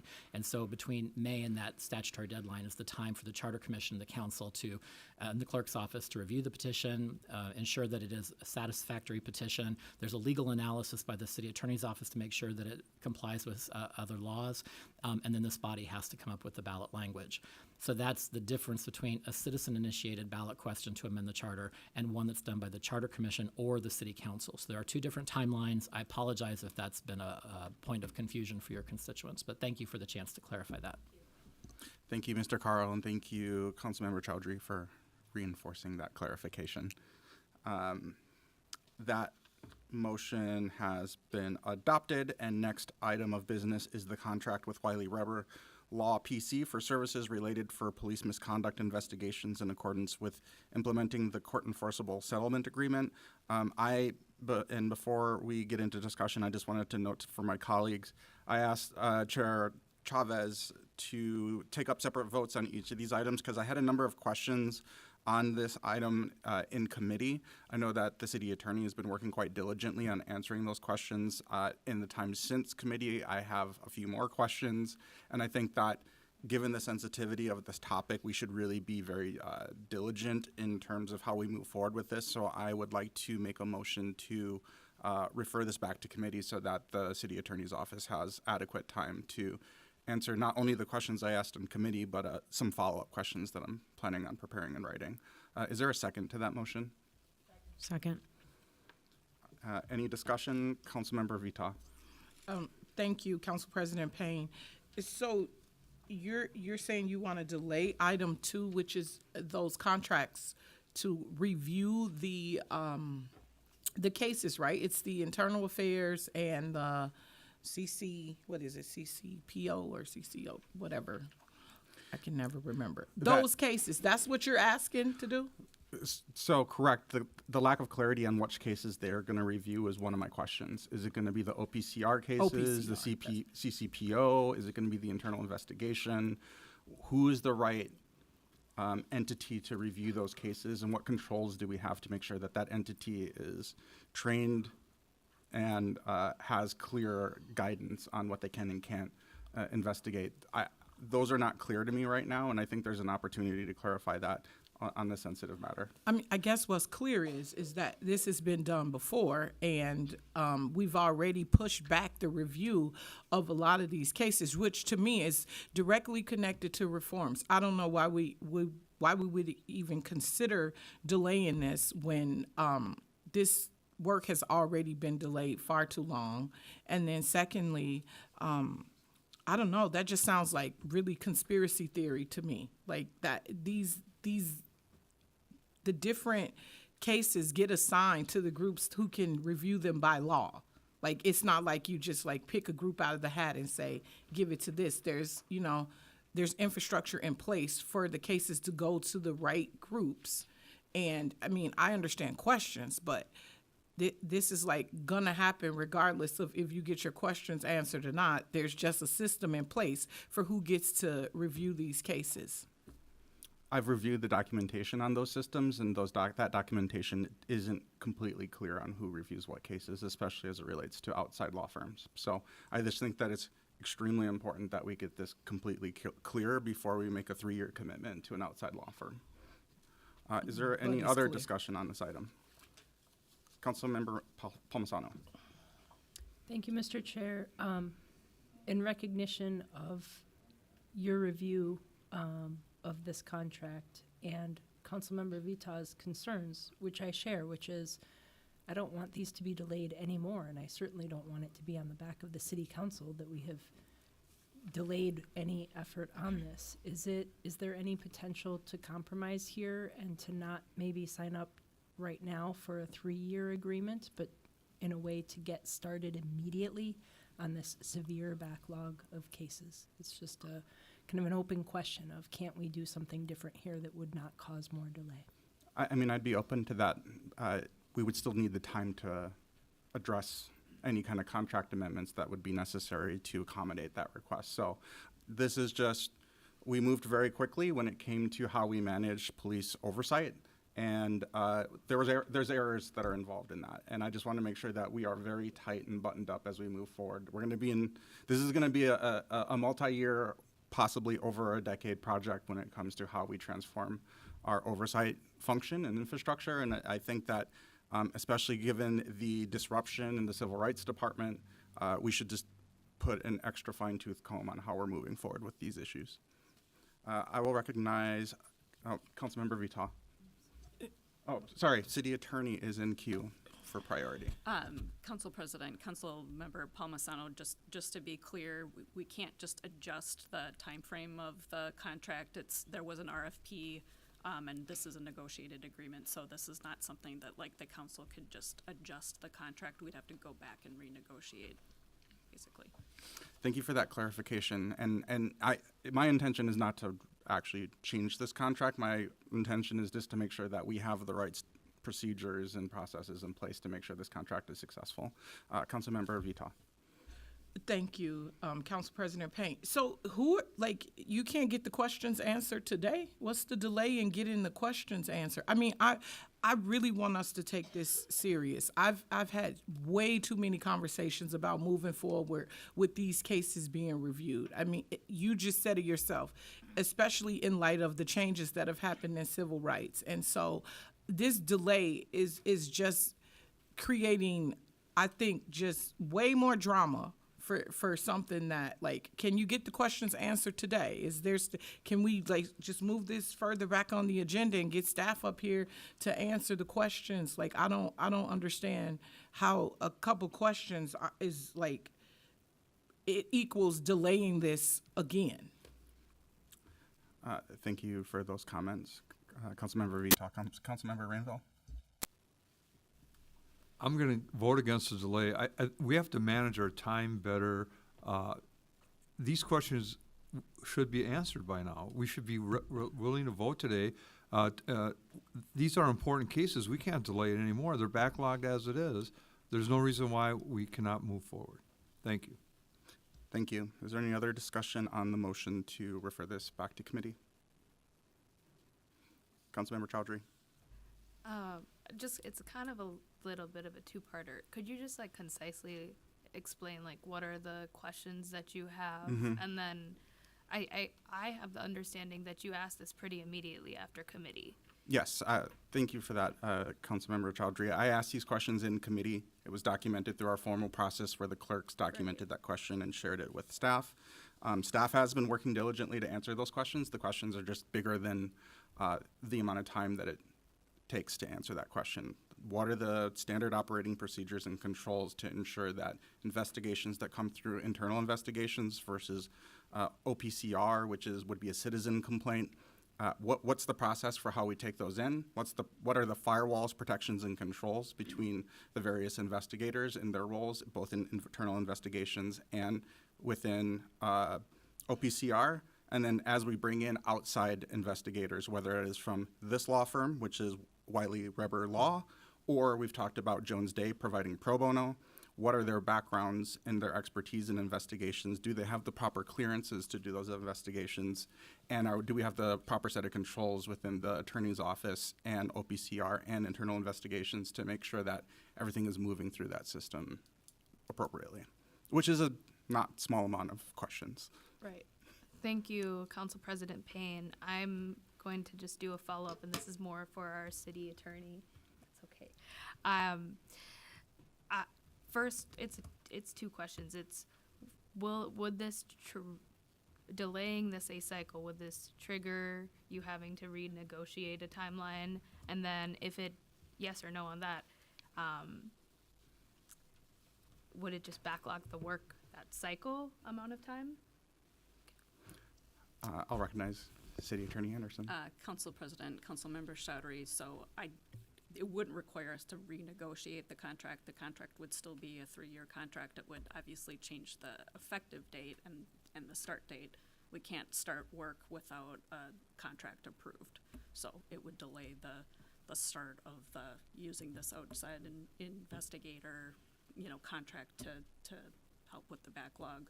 It would just delay that by a cycle or however long it takes. Cycle. Okay.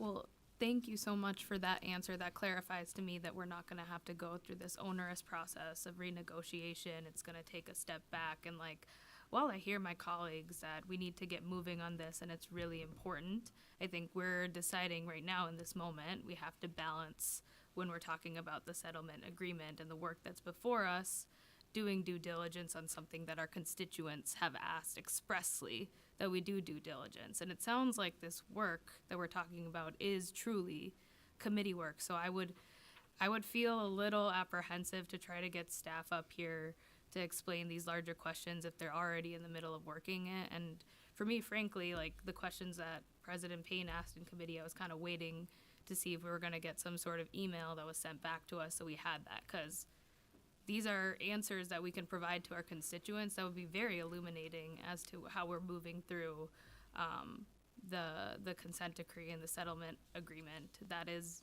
frankly very cumbersome and hard to understand. So this would be an explanation point that would help out, I think, citizens in our city. Thank you, Councilmember Chowdhury. City Attorney, are you in priority queue still? Okay. Council President, Councilmember Chowdhury, one point of clarification, I learned that the law firm had planned to start their work on that as of the 18th of March, so I don't know, I guess I haven't looked at the council calendar, so I don't know how that coincides with delaying a cycle, et cetera, but just so you know that fact. Thank you for that clarification. Councilmember Koski. Oh, thank you, President Payne. I just wanted to get a point of clarification that your kind of thought around delaying it is more around the process versus the actual individual that we have in front of us that we want to, the Wiley, I believe. is Correct. The organization. So it's more about the process versus the Wiley. Okay. I think that helps because, granted that if we were going to that was the issue, was this organization, then I think there would be a potential like major delay in going through the RFP process and all of that again, possibly. So that's helpful clarity. Yes, this is to get our house in order before we invite our guests. Councilmember Cashman. Oh, thanks, President Payne. So I'm just wondering if this would come back to a committee and if it would come back to committee of the whole for a discussion, and why committee of the whole? Great question. Committee of the whole, because that's where the subcommittee on the consent decree and settlement agreement are. So it would be referring it back to the committee that this came from. Okay, so the consent decree, CCPO doesn't meet separately to discuss that? This would not be an item for CCPO to take up. This is an item it's a contract for us to approve. Oh, for the It is consent related decree to our, subcommittee. it is related to our investigations process, which has an internal investigations within police department, OPCR, Office of Police Conduct Review within the Civil Rights Department, and then CCPO is our civilian oversight authority, which also has an investigatory scope, of which I would also like us to have some clarity around each of those different bodies that do investigations. What are their roles? What are the controls? What is the process flow? Let alone how are we controlling outside vendors in terms of how they plug into that process? Okay, so I guess I don't see a huge delay. It's 2 weeks to Correct. find out more information.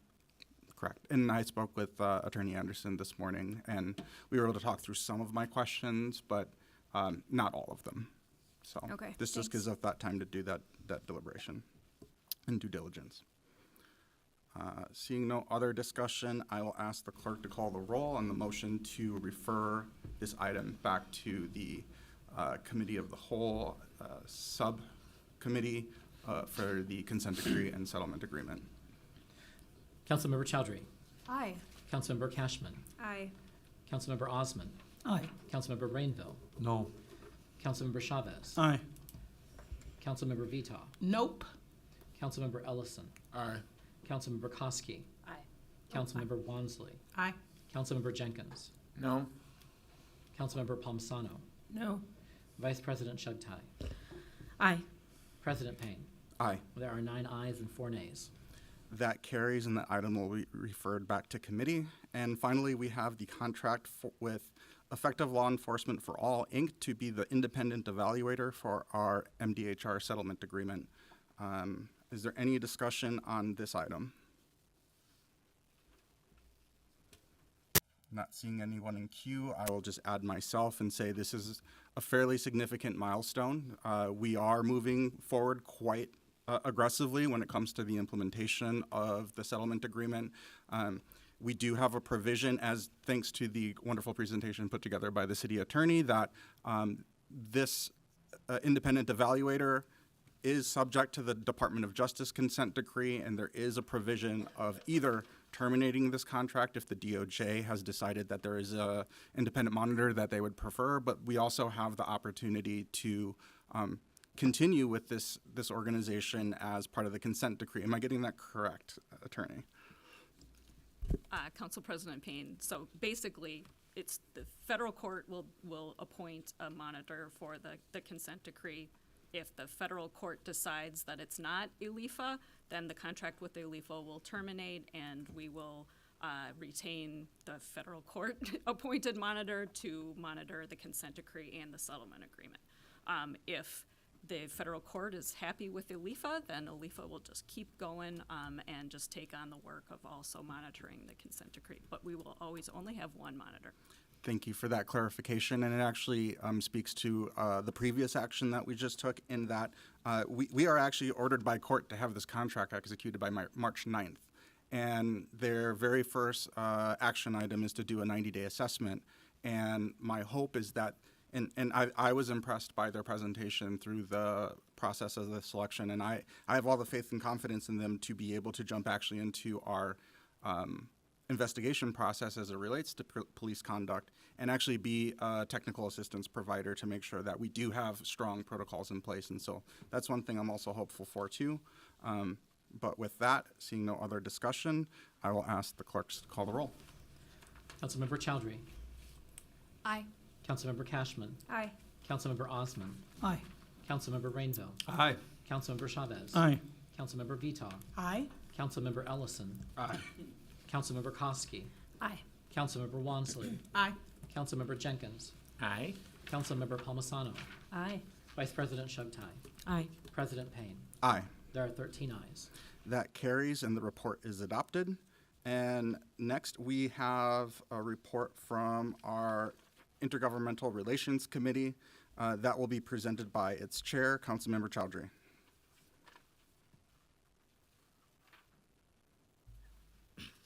Thank you so much, President Payne. I look at the right script. The Intergovernmental Relations Committee is bringing forward 15 items for approval, all amendments to the 2024 legislative agenda and policy positions document. I'm going to move that we take individual votes on each item. I'm going to just read through each item as listed, just for the record. The first item is amending the legislative agenda and policy positions to reflect changes related to the prohibition of minimum parking mandates. The second item is amending the legislative agenda and policy positions to reflect changes related to local government loss of revenue from any determination of just compensation from the municipality's purchase of public utility. The third item is amending the legislative agenda and policy positions to reflect changes related to resources and funding for public safety. The fourth item is amending the legislative agenda and policy positions to reflect changes related to removing barriers for vendors participating in the boycott, divestment, sanctions movement. The fifth item is amending the legislative agenda and policy positions to reflect changes related to self-insurance liability coverage for peace officers. The sixth item is amending the legislative agenda and policy positions to reflect changes related to allocating funding to support the Minneapolis transgender and gender nonconforming community. The seventh item is amending the legislative agenda and policy positions to reflect changes related to bodily autonomy and access to gender-affirming care. The eighth item is amending the legislative agenda and policy positions to reflect changes related to protections for renters. The ninth item is amending the legislative agenda and policy positions to reflect changes related to land value tax. And we're almost there. The 10th item is amending the legislative agenda and policy positions to reflect changes related to bonded investment for the purchase of Smith Foundry. The 11th item is amending the legislative agenda and policy positions to reflect changes related to Data Request and Data Practices Act. The 12th item is amending the legislative agenda and policy positions to reflect changes related to pavement art pilot programs. The 13th item is amending the legislative agenda and policy positions to reflect changes related to requirements governing transportation cumulative impact analysis. The 14th item is amending the legislative agenda and policy positions to reflect changes related to establishing Community Preferred Alternative Act. And the 15th item is amending the legislative agenda and policy positions to reflect changes related to supporting cities and counties seeking highway to boulevard conversions. I move approval of all items and say that we take these as separate votes. Councilmember Chowdhury has moved the committee's report, and we will be taking these up one by one. Is there any discussion on item 1? Councilmember Palmisano. Excuse me, Mr. Chair, I have a broad general question that applies to all of them. I apologize I wasn't here for the IGR committee this cycle, but I do know that we passed our legislative agenda most recently in November of last year, and we actively have a whole department helping us be impactful on that agenda at the state right now. So are we saying that we lobby for all of these things right now, and this is a real change of direction for our department that's doing work right now? Some of these are more like an agenda and others are a policy position. So maybe what we mean here is that in real time, we're trying to be especially impactful. And so if an opportunity comes up, we support, X, Y, Z. And I mean that truly for all of these positions. I'm just trying to understand what the rationale is, because it looks like we're significantly changing where we're at, and I'm hoping that we're just refining it. So I just have that as a question as we walk into all these amendments. I think that's a great question. I will recognize Councilmember Chowdhury, who is chairing IGR, to speak on those. Yes, thank you, President Payne, and thank you, Councilmember Palmisano, for that clarifying question. So, first of all, I'll say that I'm really proud of our council members that worked hard to connect with me, our IGR team, our clerks, and then departments that were impacted by these different amendments. It was really just a lot of checking in and making sure that these were items that our IGR department could take on. I'll say the way that the items are listed out here, it does sound like they're broad policy positions, but looking into the LIMS file, a lot of these are related to policies that legislators are carrying or potentially about to carry. So they do get into some specificity, and the reason why there was energy within this body to take up some changes for our 2024 priorities was because we're already into the middle of this session, and it felt really important headed into consequential election, if this is one of the few sessions that we get in a trifecta, that members were able to put things on the agenda and then go out, if they would so choose, to testify for the bills representing the city of Minneapolis. I've had good discussions with our IGR team about making sure to prioritize the work that they've been doing to really work forward on items like our Nicollet Avenue Bridge and the comp plan clarification, traffic cams, pedestrian walkways, that those, while they've been spending a lot of time on it, that like if they need to prioritize that, council members have the agency to be able to say that the city of Minneapolis supports these other items. And I'll just finally say that I also spent some time at the Capitol ahead of finalizing these amendments and previewing it to leadership in both of the caucuses, so they were also aware that we were supportive of a lot of these items that were coming. Thank you, Mr. Chair. That's helpful, and it also leads me to presume then that our IGR team is fully on board and is fully aware that this is going. Well, I know they'd know it's going on, but that they're supportive of this, and then this only helps us to participate even more this legislative cycle at the state. So thank you, I appreciate that. Thank you, Councilmember Palmisano and Councilmember Chowdhury, for those clarifications. Councilmember Jenkins. Thank you, Chair Payne. I think our work at the legislature and our legislative agenda, that, as Councilmember Palmisano stated, we all voted on in November. It really is a important aspect that council voted on. This is a new council. Voted to have as our priorities.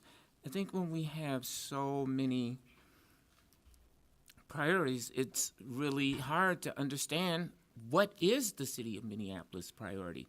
And one council member's priority does not necessarily relate to the entirety of the 430,000 people who live in the city of Minneapolis.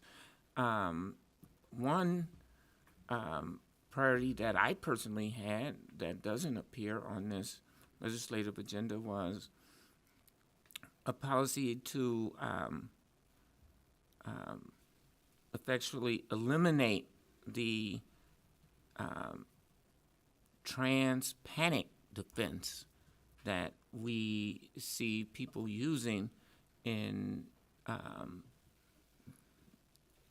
when they commit egregious crimes, including murder of transgender individuals. And I was hoping that that would have been a part of this very long amending our legislative agenda, and it's not. So I'm really glad that we are taking these votes one by one, and I'll leave it at that. Thank you, Councilmember Jenkins. Councilmember Chavez. Thank you, Council President Payne, and thank you, Councilmember Jenkins, for those comments. The Gay Trans Panic Defense Bill was an amendment that Councilmember Jenkins and I were gonna bring forward to add to our legislative agenda. And after talking to my staff, we actually found out that it was already included in there. So we didn't want to bring forward something that was already included in our agenda. So that's why it's not included. So I just wanted to add a little background. But it's important that we just take these votes too. Thank you, Councilmember Chavez. And I'll just say, we saw from the last legislative session how productive the trifecta was, and there was a number of things that we weren't even asking for that we were advocates of, but didn't formally include in our legislative agenda because we had such strong advocacy within our delegation. And so we're just trying to make sure that we're keeping up with our partners at the state when it comes to our shared values. So with that, we will start with item 1, Councilmember Cashman. I'm just wondering why we're taking them one by one for the sake of time. Great question, Councilmember Cashman.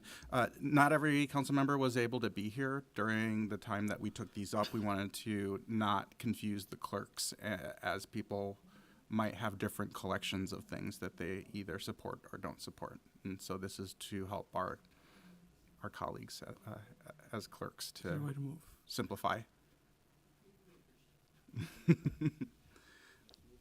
All right, Councilmember Chavez. It's okay. I was just going to say if members have concerns with specific ones, they can just pull them out for a separate vote. But given that it's not going to make the lives of our clerks easier, I will take that motion back. Let's all choose to maybe go through these one by one and vote without discussion. That's an option. All right. Item 1, any discussion on this specific item? Seeing none, I'll ask the clerks to call the roll. Councilmember Chowdhury. Aye. Councilmember Cashman. Aye. Councilmember Osmond. Aye. Councilmember Rainville. Aye. Councilmember Chavez.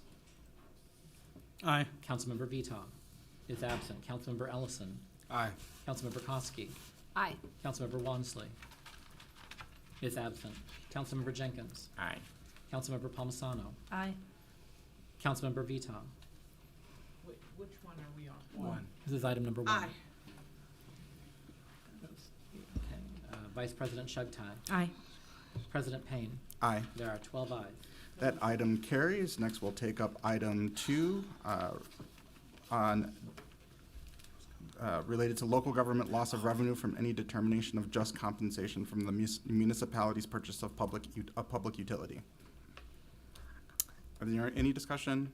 Seeing none, I'll have the clerks call the roll. Councilmember Chowdhury. Aye. Councilmember Cashman. Aye. Councilmember Osmond. Aye. Councilmember Rainville. Aye. Councilmember Chavez. Aye. Councilmember Vito. Aye. Councilmember Ellison. Aye. Councilmember Koski. Aye. Councilmember Wansley is absent. Councilmember Jenkins. Aye. Councilmember Palmisano. Aye. Vice President Shugtai. Aye. President Payne. Aye. There are 12 ayes. That item carries. Next, we will take up item number 3, which is related to resources and funding for public safety. Is there any discussion? Seeing none, I'll ask the clerks to call the roll. Councilmember Chowdhury. Aye. Councilmember Cashman. Councilmember Jenkins. Yeah, I'm not clear what this means. Amending the legislative agenda and policy positions to reflect changes related to resources and funding. I mean, what are we saying? I believe the author has just stepped out, and I don't recall. Vice President Chugtai is pulling it up. No, I apologize. So sorry. Thank you, Mr. President and Councilmember Jenkins, for your question. I'm looking at the amendment, and I believe this one was support for funding to increase wages for workers who provide direct services to youth navigating the criminal justice system, and removing unnecessary barriers and standardizing licensing for providers and workers who provide services to both youth and adults who are clients of the Department of Human Services and Department of Corrections. So this was around others who within the public safety system who interact with our youth, but I'm not sure I got that correct. I see maybe Chair Chowdhury wants to. I will recognize Chair Chowdhury Thank perhaps to you, give clarification. President Payne, and thank you, Councilmember Jenkins. I know the author just walked in too. I'll just say this, the author indicated that this came out of conversations on the CJCC that the city of Minneapolis sits on with Hennepin County and the state, and there were conversations that came that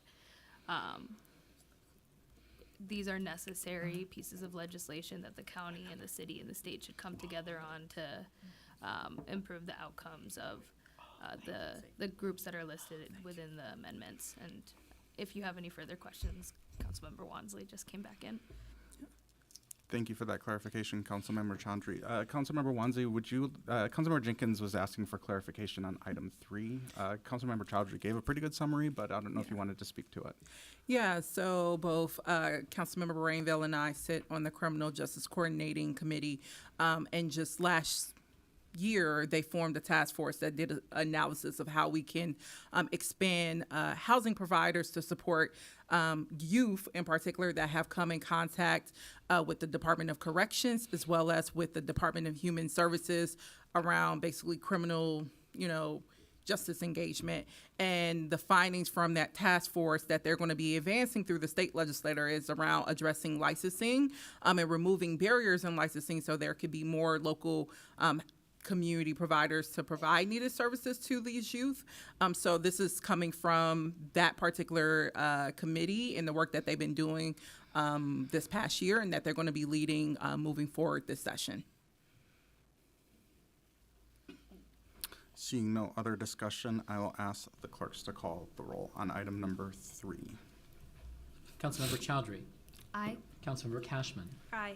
Councilmember Osman is absent. Councilmember Rainville. Aye. Councilmember Chavez. Aye. Councilmember Vita. Aye. Councilmember Ellison. Aye. Councilmember Koski. Aye. Councilmember Wansley. Aye. Councilmember Jenkins. Aye. Councilmember Palmisano. Aye. Vice President Chugtai. Aye. President Payne. Aye. There are 12 ayes. That carries, and we are moving on to item number 4, which is related to removing barriers for vendors participating in boycott, divestment, sanctions, BDS movement. Is there any discussion on this? Councilmember Jenkins, is that from last item or? Yes. Okay, sorry. Yeah, that was from the last item. Okay. Seeing no discussion, I'll ask the clerks to call the roll. Councilmember Chowdhury. Aye. Councilmember Cashman. Aye. Councilmember Osman is absent. Councilmember Rainville. Aye. Councilmember Chavez. Aye. Councilmember Vita. Aye. Councilmember Ellison. Aye. Councilmember Koski. Abstain. Councilmember Wansley. Aye. Councilmember Jenkins. Abstain. Councilmember Palmisano. No. Vice President Chugtai. Aye. President Payne. Aye. There are 9 ayes, 1 nay, and 2 abstentions. That carries. Next, we will take item number 5, which is related to self-insurance liability coverage for peace officers. Oh, excuse me, Council President. I think there was a mistake in the last roll call. Thank you. Thank you. President Payne, I didn't realize we were on 4. I'm not keeping up well. Can the clerks please record me as a no on 4, please? If there's no objection, that would change the result to 8 ayes, 2 nays, and 2 abstentions. No objection. Mr. President, I also would like to change my vote to a no on that too. I'm tired. It's 1:36 and we've just been meeting too long, so that slipped by me. I apologize. I have no objection. Mr. Clerk, could you recognize that vote 7 as well? ayes, 3 nays, and 2 abstentions. Clerk, I'm sorry. I had to grab. Can you record me, I guess, all of them? Aye. We'll get to that. We'll We'll recognize an aye on this one if there's the no one objection. Is the one is I missed. I've got 8 ayes, I have 3 nays, and 2 abstentions on item number 4. That item carries. Next, we are on item number 5, which is related to self-insurance liability coverage for peace officers. Councilmember Vita, are you in queue from the last one? Yeah. Okay. Clerks, please call the roll.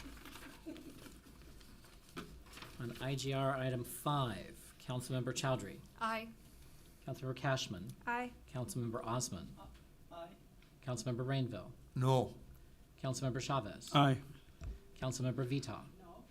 Councilmember Ellison. Aye. Councilmember Koski. No. Councilmember Wansley. Aye. Councilmember Jenkins. Aye.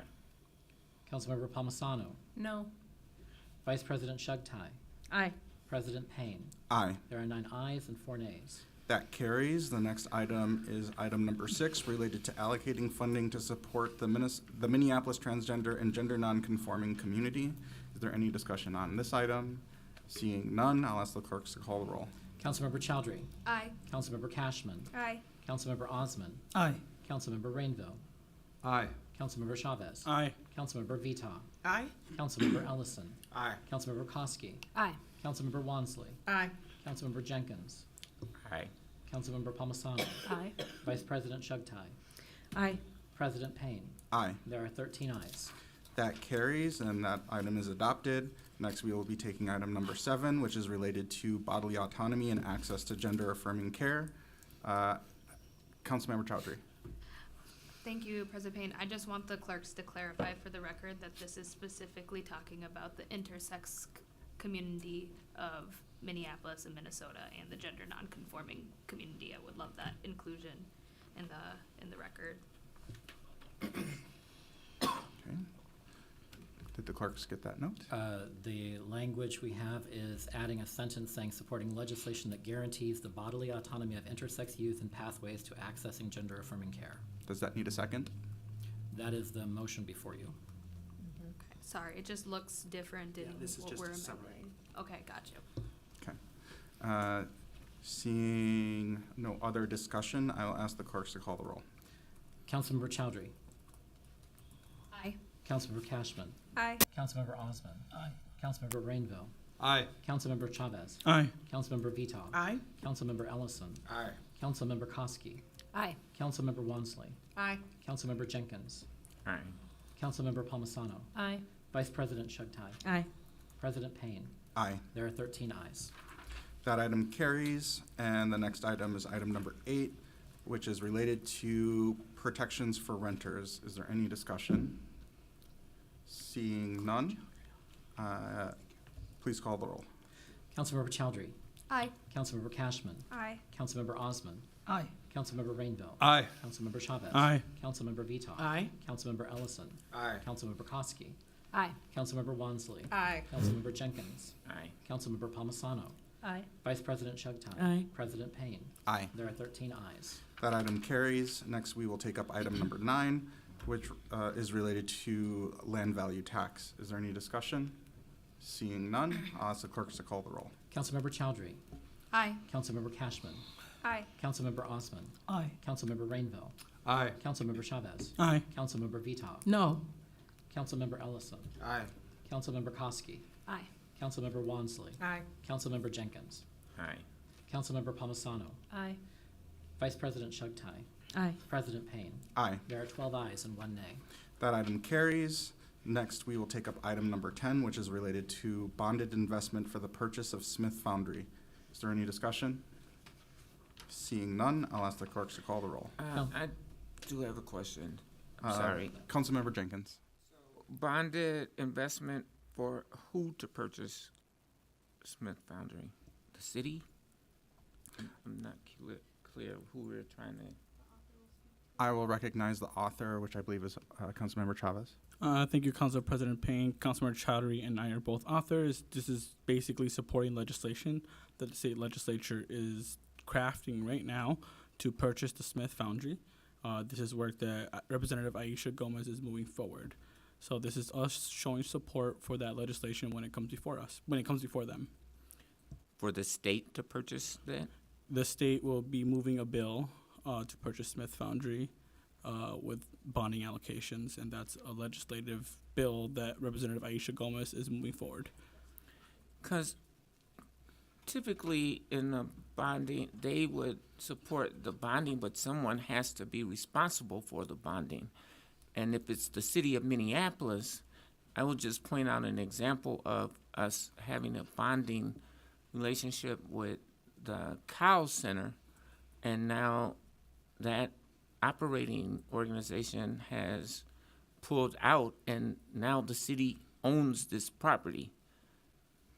If that would be the same case with the Smith Foundry, I think that would be a really significant challenge for the city to own the Smith Foundry. Council President Payne. Councilmember Chavez. Thank you, Council President Payne, and thank you for that question. I actually attended the event this week about the Cow Center. It's something that we as a city should be supporting and also asking for help from our different government agencies. Again, this is, I'll read it for the public. It's support of legislation for the appropriation of bonded investment for the purchase of Smith Foundry on 1855 East 28th Street, Minneapolis, Minnesota. This is going to be us saying we support Representative Aisha Gomez's bill that she is moving forward on to support the purchase of this Smith Foundry. I just want to say that in the 9th Ward, the Smith Foundry has been found to be in violation of the Clean Air Act by the EPA. And the residents I represent are constantly having to breathe toxic air. And this work, I mean, I even thought about the conversation I had with Councilmember Rainville last year, who said we should be seeking the state legislature to support us in addressing polluting projects in my neighborhoods. And this is also being responsive to the conversation that we had on the dais with my colleague, Councilmember Rainville, asking the state to support and step up in this efforts. That way the city of Minneapolis isn't the only one dealing with these issues. Thank you. Thank you, Councilmember Chavez. Vice President Chuck Tai. Yeah, I just want to make sure that Councilmember Jenkins's question and her follow-up question was very, very specifically addressed. We will not be on the hook for owning Smith Foundry. The state is making the purchase. They bond for plenty of projects that they own themselves. Thank you. That's what I was trying to clarify. Thank you for that clarification. Councilmember Rainville. Thank you, Mr. Chair, Mr. President. And I want to thank Councilmember Chavez for acting on the advice that let's just buy that thing and end the discussion. So I appreciate you taking the time and moving forward on that. And I want you to know I got plenty of other advice for you, too. Thank you for that, Councilmember Rainville. I see you in queue a second time. Is that on purpose? That's because I'm tired and my hand is hitting the. All right. We're getting close. If we can take the roll, Mr. Clerk. Councilmember Chowdhury. Aye. Councilmember Cashman. Aye. Councilmember Osman. Aye. Councilmember Rainville. Aye. Councilmember Chavez. Aye. Councilmember Vita. No. Councilmember Ellison. Aye. Councilmember Koski. Aye. Councilmember Wansley. Aye. Councilmember Jenkins. Aye. Councilmember Palmisano. Aye. Vice President Shugtai. Aye. President Payne. Aye. There are 12 ayes and 1 nay. That item carries. Next, we will take item number 11, which is related to data request and the Data Practices Act. Is there any discussion? Seeing none, I'll ask the clerks to call the roll. Councilmember Chowdhury. Aye. Councilmember Cashman. Aye. Councilmember Osman. Councilmember Rainville. Aye. Councilmember Chavez. Aye. Councilmember Vita. Is this 11? Yeah. Yes. Yeah. No. Councilmember Ellison. Aye. Councilmember Koski. Aye. Councilmember Wansley. Aye. Councilmember Jenkins. Aye. Councilmember Palmisano. Aye. Vice President Shugtai. Aye. President Payne. Aye. There are 12 ayes and 1 nay. That item carries. Next, we'll take item number 12, related to Pavement Art Pilot Program. Any discussion? Seeing none, I'll ask the clerk to call the roll. Councilmember Chowdhury. Aye. Councilmember Cashman. Aye. Councilmember Osman. Aye. Councilmember Rainville. Aye. Councilmember Chavez. Aye. Councilmember Vita. Aye. Councilmember Ellison. Aye. Councilmember Koski. Aye. Councilmember Wansley. Aye. Councilmember Jenkins. Aye. Councilmember Palmisano. Aye. Vice President Shugtai. Aye. President Payne. Aye. There are 13 ayes. That item carries. And next, we'll take item number 13, related to requirements governing transportation cumulative impacts analysis. Is there any discussion? Seeing none, I'll ask the clerk to call the roll. Councilmember Chowdhury. Aye. Councilmember Cashman. Aye. Councilmember Osman. Aye. Councilmember Rainville. Aye. Councilmember Chavez. Aye. Councilmember Vita. Aye. Councilmember Ellison. Aye. Councilmember Koski. Aye. Councilmember Wansley. Aye. Councilmember Jenkins. Aye. Councilmember Palmisano. Aye. Vice President Shughtai. Aye. President Payne. Aye. There are 13 ayes. That item carries. Next, we'll take item 14, which is related to establishing a Community Preferred Alternative Act. Is there any discussion? Seeing none, I'll ask the clerk to call the roll. Councilmember Chowdhury. Aye. Councilmember Cashman. Aye. Councilmember Osman. Aye. Councilmember Rainville. Aye. Councilmember Chavez. Aye. Councilmember Vita. Aye. Councilmember Ellison. Aye. Councilmember Koski. Aye. Councilmember Wansley. Aye. Councilmember Jenkins. Aye. I don't understand what this means, but aye. Councilmember Palmisano. Aye. Vice President, or Shughtai. Aye. President Payne. Aye. There are 13 ayes. That item carries. And finally, we will take up item 15 related to supporting cities and counties seeking highway to boulevard conversions. Is there any discussion? Seeing none, I'll ask the clerk to call the roll. Councilmember Chowdhury. Aye. Councilmember Cashman. Aye. Councilmember Osman. Aye. Councilmember Rainville. No. Councilmember Chavez. Aye. Councilmember Vita. No. Councilmember Ellison. Aye. Councilmember Koski. Aye. Councilmember Wansley. Aye. Councilmember Jenkins. Aye. Councilmember Palmisano. Aye. Vice President Shughtai. Aye. President Payne. Aye. There are 12 ayes and 2 nays. That item is adopted and that item is adopted and that completes the report for IGR. And finally, the final report will be offered by our Public Health and Safety Committee, which will be presented by that committee's chair, Councilmember Chavez. Thank you, Mr. President. The Public Health and Safety Committee is bringing forward 6 items. Item number 1 is approving a legislative directive to receive an update on actions related to recommendations from the 2022 MPD and Emergency Communication Center Staffing and Operations Assessment. Item number 2 is authorizing a revenue contract with AEG Management for bomb detection security services at Target. Item number 3 is authorizing a revenue contract with DID in support of the Minneapolis Downtown Improvement District Summer Police and Police Reserve Program. Item number 4 is authorizing contracts with community-based organizations to implement the racial and ethnic approaches to community health grant. Item number 5 is approving the 2024-2025 Public Health and Safety Committee work plan. And item number 6 is authorizing a joint powers agreement with the state of Minnesota to participate in the upcoming 2025 joint disparity study. I'll move approval of these items. Councilmember Chavez has moved approval of the committee's report. Is there any discussion? Seeing none, I'll ask the clerk to call the roll. Vita. Councilmember Vita. Thank you. I just wanted to quickly just talk about, I think it's 5, the work plan. I met with my Ward 4 work group to look through the work plan, and it's a pretty robust work plan. Actually, I think it would take a career to just do one of the items in the work plan. Some of it is so extensive.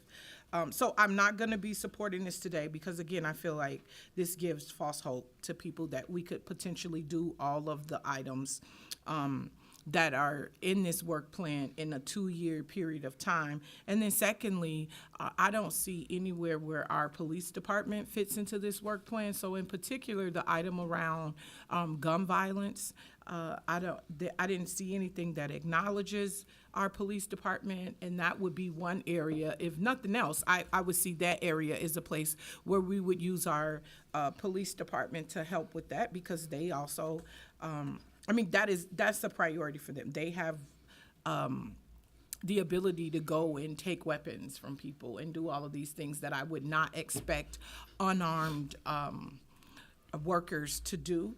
And then the last thing I'm gonna say is, I understand like this need to like show community what committees are gonna be working on and how, but I'm very afraid for staff who gets tasked with doing all of this. I don't know, like, if staff has been assigned to this work plan doesn't give a detail of what staff or which departments are going to be tasked with doing this work. So I'm concerned that this may be this work plan could be one of those unintended consequences of what we've been talking about earlier with staff burnout and, staff leaving because of the workload and how they feel treated in the city of Minneapolis. So maybe the authors, or not the authors, the chair and the vice chair could talk about what staff has all of these activities been assigned to, how does that fit in with their current workload, and then there is a piece where you talk about all of the public health and safety dollars that we put into the previous budget, and that has kind of like its own work plan within this work plan. Like, how does all that work together, and what is expected of our staff to get this done? I will call on the chair and vice chair right after I call on Councilmember Jenkins, who is in queue. Okay. I'm sorry. starting with Thank you. Councilmember Jenkins. Thank you, Mr. President. Maybe we can just get Councilmember Vital's questions answered first. Mine is completely unrelated to that. I will call on Chair Chavez. Council President Payne, I just want to give a little background about this work plan. My office, along with Councilmember Wansley, reached out to every single council member to become a part of this process. We asked members to submit priorities. The reality is that not everybody in this body submitted priorities to be included in this work plan. We were purposeful in not excluding anybody. If you submitted a priority to my office, we included it in this work plan. So if you see something that's missing, ask your council member why they didn't submit something, because they didn't submit it and it wasn't included. I can't guess what council members want to be included in this work plan if they didn't submit anything to my office and Councilmember Wansley. When it comes to the workload, these are council-led priorities. So for example, there are talks about gun violence. We are going to be prioritizing what work can the city council do to address gun violence in the city of Minneapolis. Yes, that's going to include our police department. Yes, that's going to include the Office of Community Safety. Yes, that's going to involve community partners. It is on there. This is the priorities that council members sent to our offices that we included into this work plan. Do I agree with everything in the work plan? Maybe I don't. But the reality is that I believe that all 13 of us have a voice that deserves to be heard in the city of Minneapolis, which is why myself and Vice Chair Wansley were purposeful in including every single person's priority on here. Now, if you want to talk about the police aspect of things, that is really important. If you responded and gave us your priorities, we were very clear that when it comes to staffing, that is going to be all staffing issues are going to be in the AEO committee. And we were very clear in that conversation when members talked about staffing. Okay. Is there any question that I missed? I'll recognize, let me recognize Vice Chair Wansley. Yeah, I do want to thank Chair Chavez for overviewing the process. We also did a presentation, very thorough presentation in PHS, where we went through the timeline of engagement with council members and just the protocol and process we developed to basically create this priority list. In regards to workload, if you review, and I encourage the public to definitely look through every priority that's in this list, what I'm very proud of is the fact that all of these efforts are currently ongoing, either through collaboration with between staff and city council or staff. So even from addressing pollution, we are doing work around expanding P-car fees. 3,000 Minnehaha, or the former 3rd Precinct, is an ongoing conversation led right now by Alex Zander and a number of other staff. Auto theft and property theft prevention. We're literally having a presentation on this from Mary Moriarty's office at the next PHS meeting. The Community Safety Center, we all, as people who are in the 3rd Precinct boundaries, know that these are ongoing conversations led by OCS. So I just want to highlight this is all work that's currently in the midst or in advancement. And again, as Chair Chavez mentioned, this is also recognizing that this work is council-led, and really excited to have a focus for our Public Health and Safety Committee. So we can say, yeah, we might not get to everything in here, but this is what we were able to deliver by the end of 2025. Thank you for that. I'll recognize Councilmember Vita if you had any follow-up. I do. Thank you. Yes, you did reach out to council offices and ask for input. I'll just say, at the beginning of this year, I met with Council President Payne, who assured me that 100% two priorities of mine, items around the police bonuses and salary, would make it into this work plan, and it's not. He told me out of his mouth he would make sure that that was in this work plan. At the beginning of the year, we were told that we were going to vote on like the priorities of the work plan, and I told him what was important to me. I don't see it in here. Yeah, I could have sent an email and said put it in there, but if the president of the council tells you that they're going to make sure that it's in there and that that is a priority, then I expected to see it in there when I read it. And then secondly, just as an example, one of the bullets here is gun violence prevention. And then the action steps are address gun violence as a public health concern from the local level. Establish a gun violence prevention and survivors work group to address this at the local level. Expand diversion programs. I mean, what does that even mean? What does that mean for a council? What does that mean for a policy? What does that mean? Diversion programs, we don't have diversion programs. That's a county function. So, like, does that mean we're going to meet with county partners? Like, these, first of all, we've had 2 work plans that have publicly been out.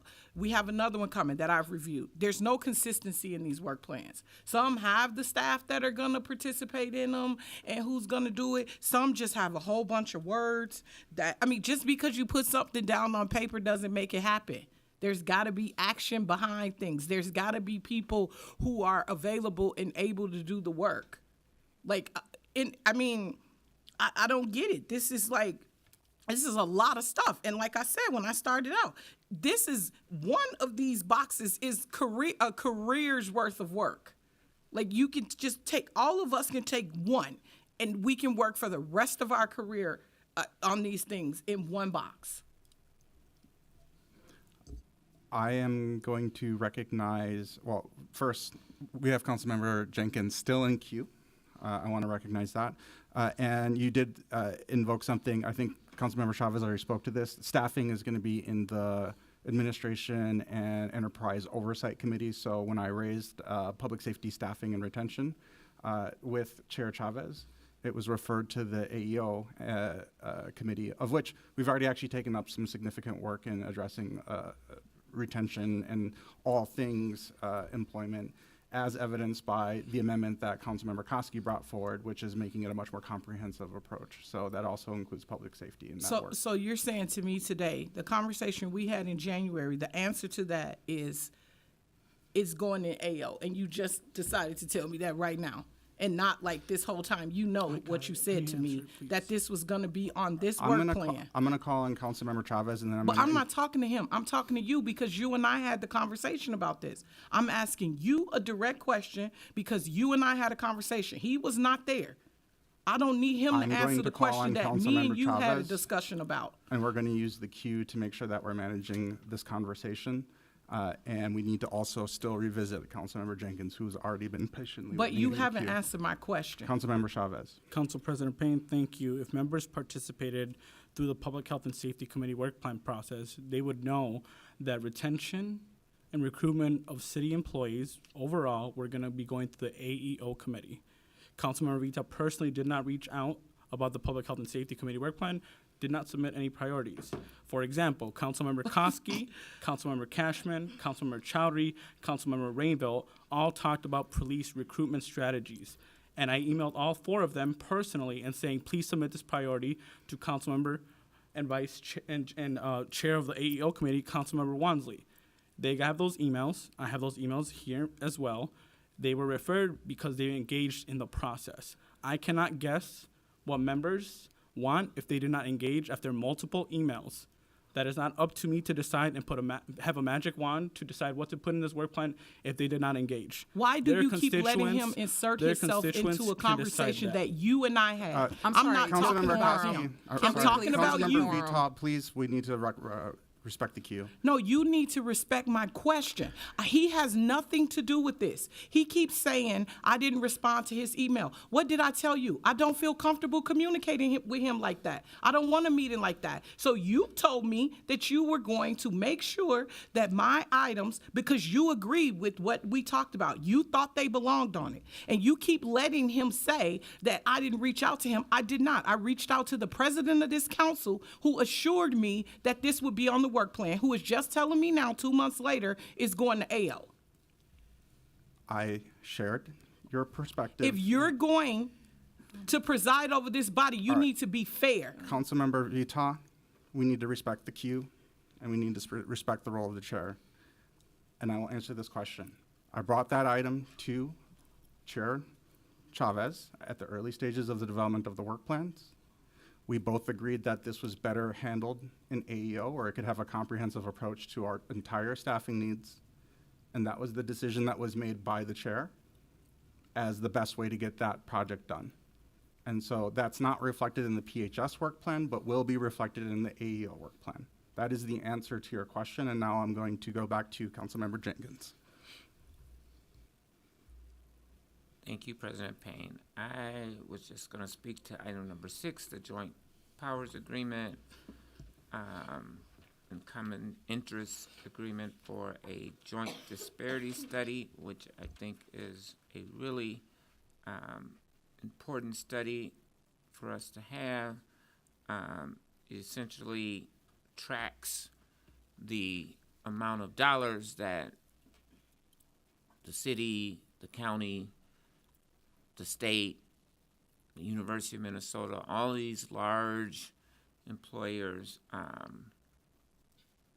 spend with communities of color contractors. I know it's an agreement with the state. Does it also include those other entities that I named? Hennepin County, University of Minnesota, etc. Thank you for that question, Councilmember Jenkins. Oh, is staff here to answer that question? Thank you. Good afternoon, President Payne, council members. I'm speaking, my name is Alex Kane. I'm with the City Attorney's Office. To answer your question, Councilmember Jenkins, that is correct. Off the top of my head, I can't remember every single one, but I know for certain Hennepin County, City of St. Paul, University of Minnesota, City of Bloomington, they're all involved. The JPA is just for us to work with the state of Minnesota, but the common interest agreement will be signed amongst all those entities, including the ones you mentioned. So we will all be partnered, and the meetings we've had thus far, those entities have been present as well. Wonderful. Thank you very much. Thank you. Does that answer your question? That does. Thank you, Councilmember Jenkins. Councilmember. I guess if I could just comment, I'm really glad to hear that this study is happening because it highlights the very small investment that all of these entities, including the city of Minneapolis, are making with our BIPOC contractors, and hopefully, I'm sure the study is going to reflect some very negative investments in those communities, and hopefully it will incentivize and, dare I say, shame our city as well as these other entities into spending more of those resources in communities of color. Thank you. Thank you, Councilmember Jenkins. Councilmember Cashman. I wanted to, I was getting in queue to speak about the Climate and Infrastructure Committee's work plan that's coming next week. I had a similar concern to Councilmember Vita about creating this kind of hope that we're going to tackle every single issue that's in there. So I think we just put a caveat at the top that says we will be having discussions and advancing this work, but we won't be completing it. Thank you, Councilmember Cashman. Vice President Chugtai. Thank you, Mr. President. Sorry to go back to an item or a question right before Councilmember Cashman's comments, but Mr. Kane mentioned several of the governmental units to address Councilmember Jenkins's question around who all was involved. Just wanted to make sure to get a very clear answer here according to, I just read the item a little bit more, and the government units include the state of Minnesota, the Metropolitan Council, the Metropolitan Airports Commission, the Metropolitan Mosquito Control District, the University of Minnesota, Minnesota State, City of St. Paul, City of Minneapolis, City of Rochester, Hennepin County, Ramsey County, St. Paul Public Schools, Hennepin Healthcare System, and City of Bloomington. Thank you for that clarification. I will call on Councilmember Palmisano. Thank you, Mr. Chair. I also just had a few comments on item number 5, which is the Public Health and Safety Committee work plan. I'm hinging my vote on this particular body of work on what it says in the first couple pages, which says this list is not exhaustive. And I do hope that as things come up, they might need to jump right to the top of the list to help us all to further our efforts on a consent decree, on being responsive to things that come up, things like a fire communication system fixes that we need to work out, things like a new police training facility that has been on our list of legislative priorities for years, and is now coming up through some of the settlement work on police reform. So I just want to say that there are a lot of, this document has a lot of things on it, and I am seeing the chair of the committee nod in agreement that this is not an exhaustive list. So thank you. Thank you for those comments. I can recognize Councilmember Chavez to speak to that. Yeah, and thank you for that question, Councilmember Palmisano. The clause that you read is exactly for that reason, to make sure that if there is emergencies, if there's something else that we need to work on, that we can do that. Particularly, our work plan was to make sure we can get input from members. We don't agree on everything, but we really want to make sure that this committee works with you guys and people in this body to make sure that we can address the concerns of our residents. So this is helping with that issue, and we're hoping to engage all members of this body. Thank you. Thank you for that clarification. Seeing no other discussion, I will ask the clerks to call the roll. Councilmember Chowdhury. Aye. Councilmember Cashman. Aye. Councilmember Osman. Aye. Councilmember Rainville. Aye. Councilmember Chavez. Aye. Councilmember Vita. Aye on everything except number 5. Councilmember Ellison. Aye. Councilmember Koski. Aye. Councilmember Wansley. Aye. Councilmember Jenkins. Aye. Councilmember Palmisano. Aye. Vice President Shugtai. Aye. President Payne. Aye. There are 13 ayes on the report except for number 5, which has 12 ayes and 1 nay. That carries and the report is adopted. Thank you, colleagues. That completes the reports of all of our standing committees. The next order of business is notice of ordinance introductions, and we have one notice to give today, shown on the agenda from Councilmember Osman to introduce at the next regular meeting the subject matter of an ordinance to amend the zoning code to amend land use application fees. Are there any questions or discussion on that notice? Seeing none, that notice is hereby given and no further action is required at this time. The next order of business is the introduction and referral calendar. First, Councilmember Osman will be introducing and giving first reading to an ordinance amending the zoning code to amend the zoning maps to correct the boundaries of the Shoreland Overlay District, which will be referred to the Business, Housing, and Zoning Committee. Second, Councilmember Wansley will be introducing and giving first reading to an ordinance amending the Housing Maintenance Code to add provisions related to mandatory disclosure of renters' rights information, which will be referred to the Business, Housing, and Zoning Committee. Third, Councilmember Vital will be introducing and giving first reading to an ordinance amending the licensing code to amend various provisions related to the regulation of tobacco products, which will be referred to the Business, Housing, and Zoning Committee. Is there any discussion on those introductions? Seeing none, I'll ask the clerk to call the roll. Councilmember Chowdhury. Aye. Councilmember Cashman. Aye. Councilmember Osman. Aye. Councilmember Rainville. Aye. Councilmember Chavez. Aye. Councilmember Vita. Aye. Councilmember Ellison. Aye. Councilmember Koski. Aye. Councilmember Wansley. Aye. Councilmember Jenkins. Aye. Councilmember Palmisano. Aye. Vice President Shugtai. Aye. President Payne. Aye. There are 13 ayes. That carries, and those matters will be considered by the Biz Committee in the next cycle. The next order of business is resolutions, and we have the 3 honorary resolutions that were presented prior to the commencement of this meeting. Colleagues, are there any further comments on those resolutions? Councilmember Jenkins. Thank you, President Payne. I do just want to make a comment to thank you guys, my colleagues, as well as city staff for really accommodating my struggles with multiple sclerosis. Staff has been very gracious in terms of trying to help accommodate with my seating arrangements, with, you know, access in and throughout the building. And I deeply appreciate it. You know, as I stated earlier, during the presentation of the resolution, you know, I had full mobility 7 years ago, and that has been severely diminished over time.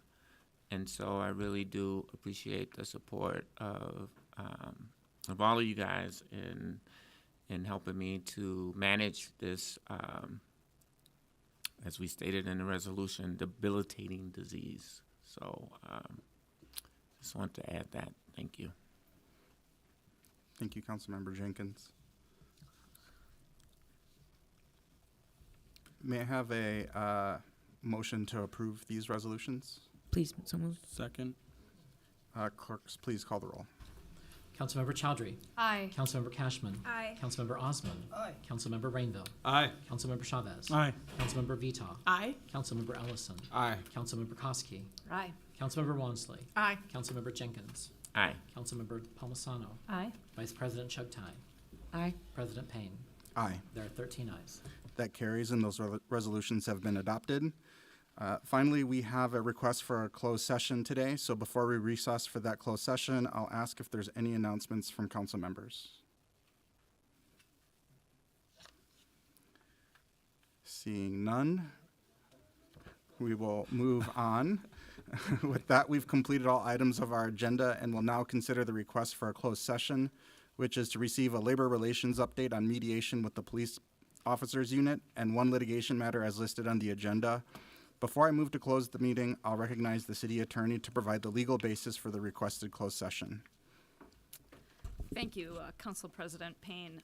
The next items on the agenda are 2 closed session items. One's related to labor negotiations and one's for litigation. The basis to close the meetings for these separate matters fall under separate provisions of the law, so I will explain them separately. The first closed session item is consideration of strategy for labor negotiations involving the Minneapolis Police Officers Federation. Consideration of negotiation strategies or discussion and review of labor negotiation proposals may be held in a closed session pursuant to Minnesota statutes, section 13D.03. In order to close the meeting to the public, a majority of the council must vote to close the meeting. In deciding whether to close a meeting for labor negotiation strategy, the council should weigh the right of the public to know what its government is doing against the need of the city to reserve its confidentiality in its labor negotiation strategy. The second item for closed session is the litigation matter of Donald Williams versus City of Minneapolis. This case is an active litigation. Your lawyers wish to discuss with the council litigation strategy and or settlement possibilities.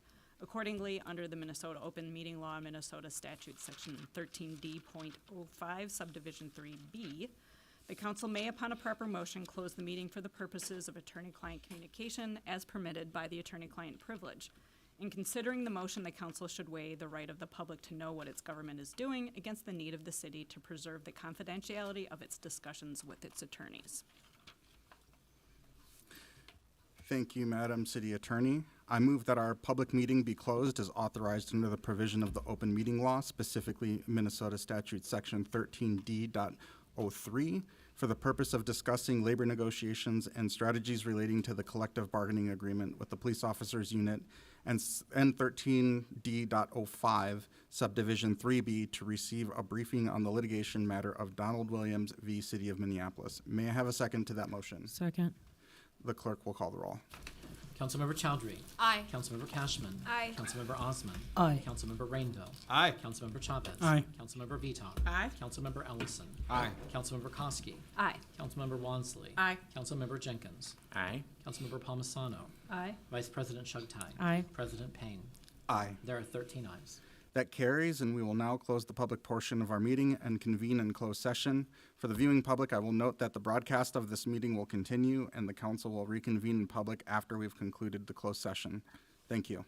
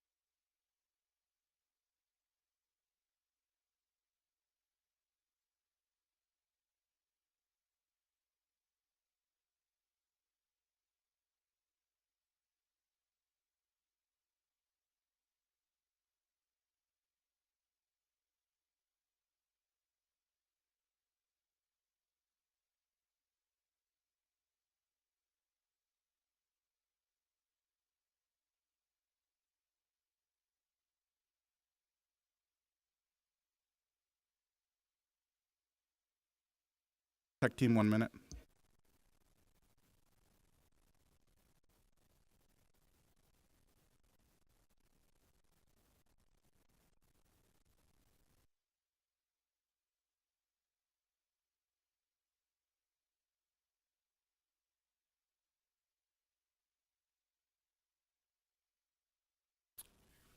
The time is now 4:08, and the City Council has reconvened in open session following our closed session. I'll ask the clerk to call the roll to prove the presence of a quorum. Councilmember Chowdhury. Here. Councilmember Cashman. Present. Councilmember Osman is absent. Councilmember Rainville. Present. Councilmember Chavez is absent. Councilmember Vitaw. Present. Councilmember Ellison. Here. Councilmember Koski. Here. Councilmember Wansley. Here. Councilmember Jenkins. Present. Councilmember Palmisano. Present. Vice President Shugtai. Present. President Payne. Present. There are 11 members present.